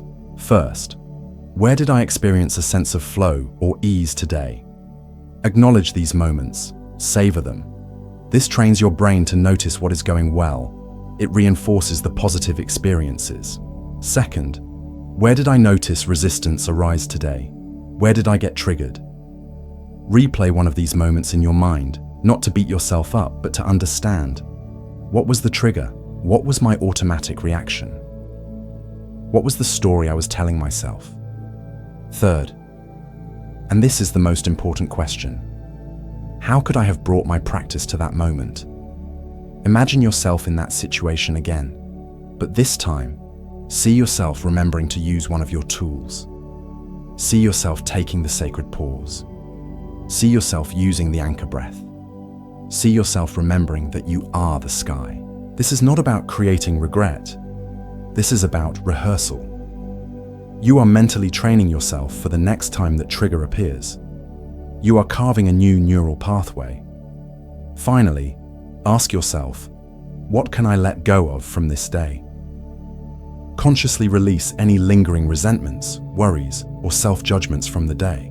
You can visualize placing them in a box and putting it on a shelf, or watching them float away on a river. End your reflection with a moment of gratitude, perhaps for one small moment of peace you experienced, or simply for the opportunity to practice. This simple ritual of morning intention and evening reflection will, over time, transform your relationship with your life. It will turn your days from a random series of reactions into a conscious, intentional, and ever-deepening spiritual practice. It is the steady, patient work of a master gardener, tending to the sacred ground of your own being. Chapter 10. The Freedom of an Open Hand. And so, we arrive at the end of our journey together, and at the beginning of a new way of living. We began with a simple recognition of the weight we all carry, the invisible backpack filled with the heavy stones of yesterday's ghosts, tomorrow's worries, and the rigid story of who we think we are. We felt the ache in our shoulders, the tension in our minds, and we heard the quiet call for a different way. We turned to the ancient wisdom of the Tao, not as a complex philosophy, but as a simple observation of nature. We saw in the way of the river a profound teaching on the power of yielding, of flowing, of letting go. We learned that true strength is not found in rigidity and force, but in flexibility and adaptation. We confronted the great illusion of control, the source of so much of our anxiety, and we armed ourselves with the Stoics' wisdom to distinguish between what is ours to change and what is ours to accept. We discovered the revolutionary power of the sacred pause, that precious space between stimulus and response where our freedom is born. We found our most loyal and faithful friend, the breath, and learned to use it as a steadfast anchor in the storms of our mind and a biological key to unlock a state of calm. With this anchor, we found the courage to sail into the haunted waters of our past, not to drown in them, but to cut the cords of resentment and forgive ourselves for our imperfect humanity. We learned to disarm the terrifying phantoms of the future by dropping out of the horror stories in our head and into the solid, sensory reality of the present moment. We dared to question the very foundation of our identity, realizing that we are not the fleeting clouds of our thoughts and feelings, but the vast, peaceful, and unchanging sky in which they appear. And finally, we have committed ourselves to a daily practice, to the humble, dedicated work of transforming these insights from beautiful ideas into our lived reality. We have traced a complete path from the state of a clenched fist, fighting against the world, to the state of an open heart ready to receive it. And now, we stand at the threshold, ready to embody the ultimate symbol of this entire journey, the freedom of an open hand. The open hand is the final and most complete metaphor for the Tao of letting go. It is a teaching you can carry with you in your very body, a physical reminder of the path you have chosen. Let us explore its depths. I invite you now, wherever you are, to physically clench your right hand into a tight fist. Squeeze it as hard as you can. Feel the tension in your fingers, in your palm, in your wrist, in your forearm. Feel the strain. This is the state of resistance. This is the state of clinging. This is the energy of I must control. A clenched fist is an act of fear. It is afraid of losing what it holds. It is afraid of what might come if it lets go. It operates from a mindset of scarcity, believing that life is a battle and that we must grab and hold on to our small piece of it. A clenched fist cannot receive anything new. If a gift is offered, the fist cannot take it. If a hand is extended in friendship, the fist cannot shake it. A clenched fist is closed off from the world. It is an island of its own tension. This is how most of us live, in a state of subtle, chronic clenching. We are clenching our minds around our worries. We are clenching our hearts around our resentments. We are clenching our bodies in a state of constant, low-grade stress. We are trying to hold on to the river of life, and in the process, we are exhausting ourselves and feeling only our own strain. Now I invite you to slowly, intentionally open your hand. Finger by finger, let the tension release. Unfurl your palm to the sky. Feel the profound and immediate shift in energy. Feel the release, the softness, the relaxation that travels from your hand up your arm and into your shoulder. This is the state of letting go. This is the state of acceptance. This is the energy of I trust. An open hand is an act of courage and trust. It is the willingness to let go of what you are clinging to, trusting that you will be okay. It is the embodiment of a mindset of abundance, believing that life is a generous flow and that we are a part of that flow. An open hand is ready to receive. It can receive the warmth of the sun, the coolness of the rain, the touch of a loved one. It is open to the gifts of the present moment, whatever they may be. An open hand is also ready to give. You cannot give freely from a clenched fist. Generosity, kindness, and compassion are the natural expressions of an open hand and an open heart. This is the great paradox we have explored throughout this book. In the act of letting go, we do not lose, we gain. By releasing our desperate need to control, we gain a profound sense of peace. By letting go of our resentments, we gain our emotional freedom. By letting go of our worries, we gain the present moment. By letting go of who we think we are supposed to be, we gain the freedom to be who we truly are.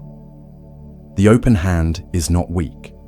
It is the embodiment of the wisdom of water. It is soft, yielding, and adaptable, and in that, it possesses a quiet and unshakable strength.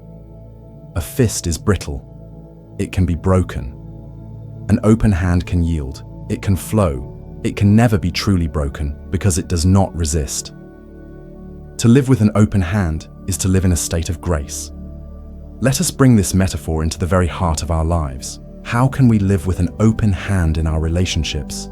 A clenched fist in love is a fist of possession, of jealousy, of expectation. It says, "You must be this way to make me happy. You must meet my needs. I am afraid of losing you, so I will hold you tight." This kind of love, which is really a form of fear, is suffocating. It crushes the very life out of a relationship. To love with an open hand is to release your partner from the burden of your expectations. It is to love them for who they are, not for who you want them to be. It is to offer your love as a gift, with no strings attached. It is to trust the connection enough to allow for space and freedom. It is to know that you cannot control another person's heart, and to find peace in that knowing. You offer your hand open, and if they choose to place their hand in yours, it is a beautiful meeting. If they choose to walk away, your hand remains open. You do not clench in anger or despair. You remain open to the next chapter of your life. This is the path of a courageous and authentic love. How can we live with an open hand in our work and our relationship with success? A clenched fist is the fist of frantic ambition, of desperate striving. It is driven by a fear of failure and a deep-seated belief in scarcity. It believes that there is only so much success to go around, and that we must fight and claw our way to the top. This leads to burnout, to comparison, to a constant feeling of not enough. It is a life of chasing a horizon that always recedes. To work with an open hand is to shift your focus from the outcome to the process. It is to bring your full presence and integrity to the task at hand, simply for the love of the work itself. You hold your goals and ambitions lightly, as guiding stars rather than as rigid demands. You do your absolute best, and then you release the results to the world with an open hand. You learn to see both success and failure as teachers, as clouds passing through the vast sky of your being. Your sense of self-worth is not tied to the outcome. It is rooted in the quality of your effort and the integrity of your intention. This is the path to a sustainable, joyful, and deeply meaningful engagement with your life's work. How can we live with an open hand in relation to life itself, with all its unpredictable joys and sorrows? A clenched fist is a fist raised in defiance against reality. It is the fist that says no to what is. This shouldn't be happening. This isn't fair. It is a state of perpetual argument with life. It is the source of all our stress, our anger, and our despair. To live with an open hand is to learn to say yes to life, just as it is. It is to meet every moment, whether it is pleasant or painful, with a posture of receptivity and acceptance. This is not a passive resignation. It is a wise and courageous engagement with reality. The open hand feels the pain of loss, but it does not clench around it in bitterness. It allows the waves of grief to wash through it, knowing that they are a part of the great ocean of life. The open hand receives the gift of joy with gratitude, but it does not clench around it in fear of it ending. It savors the sweetness of the moment, knowing that it too is a passing cloud. To live with an open hand is to become a dancer with life, rather than a soldier at war with it. It is to learn to move with the rhythm of the Tao, the natural unfolding flow of existence. You stop trying to write the music, and instead, you learn to listen to the song that is already playing, and you join the dance. This is the ultimate freedom. The journey you have begun is not an easy one. The habit of clenching is strong. You will forget. You will find your hand and your heart and your mind clenched into a fist again and again. Do not despair. This is part of the path. The practice is simply to notice the clenching, and then, with as much gentleness and compassion as you can muster, to open your hand again and again and again. Each time you remember to open your hand, you are choosing freedom. You are choosing trust. You are choosing love. You are choosing to align yourself with the great, benevolent flow of life itself. And now, to close our time together, I invite you to join me in one final practice, a blessing for the journey ahead. Find a comfortable position, close your eyes, and bring your awareness to your breath. Feel the gentle, steady rhythm of life moving through you. Now, bring to mind the image of your invisible backpack, filled with all the burdens you have carried for so long. See the stones of the past, the future, and the rigid self. Feel their weight. Acknowledge their presence with gratitude, for they have been your teachers. And now, with a deep breath out, visualize yourself shrugging that backpack off your shoulders. Feel the immediate lightness, the release. Watch it fall to the ground and dissolve into dust, returning to the earth. You are free from that weight. Now, bring your awareness into your body. Notice any areas of tension, any places where you are clenching, your jaw, your shoulders, your stomach. With each exhale, gently invite these places to soften, to open, to release. Now, bring your hands together in front of your heart and clench them into tight fists one last time. Feel the energy of struggle, of resistance. And now, with a slow, beautiful exhale, open your hands, turning your palms upward in your lap, in a gesture of complete receptivity. Rest here for a moment, in the freedom of an open hand, and silently or aloud receive this blessing. May you walk through your days with the wisdom of the river, flowing with grace around the obstacles in your path. May you remember that you are the vast and peaceful sky, untroubled by the passing clouds of your mind. May your breath be your constant anchor, returning you again and again to the safe harbor of the present moment. When you forget, may you treat yourself with a boundless compassion. When you fall, may you help yourself up with the gentle hand of a friend, and may you always remember the choice to open your hand, to let go of the struggle, and to receive the profound and simple peace that is your birthright. The path is simple, but it is not always easy. Return to the breath. Return to the pause. Remember the way of the river. You have everything you need to let go and find the peace that is already within you. Flow on. If this journey resonated with you, subscribe to William's Audiobooks for more guided meditations and teachings on living a life of flow and freedom. Thank you for listening.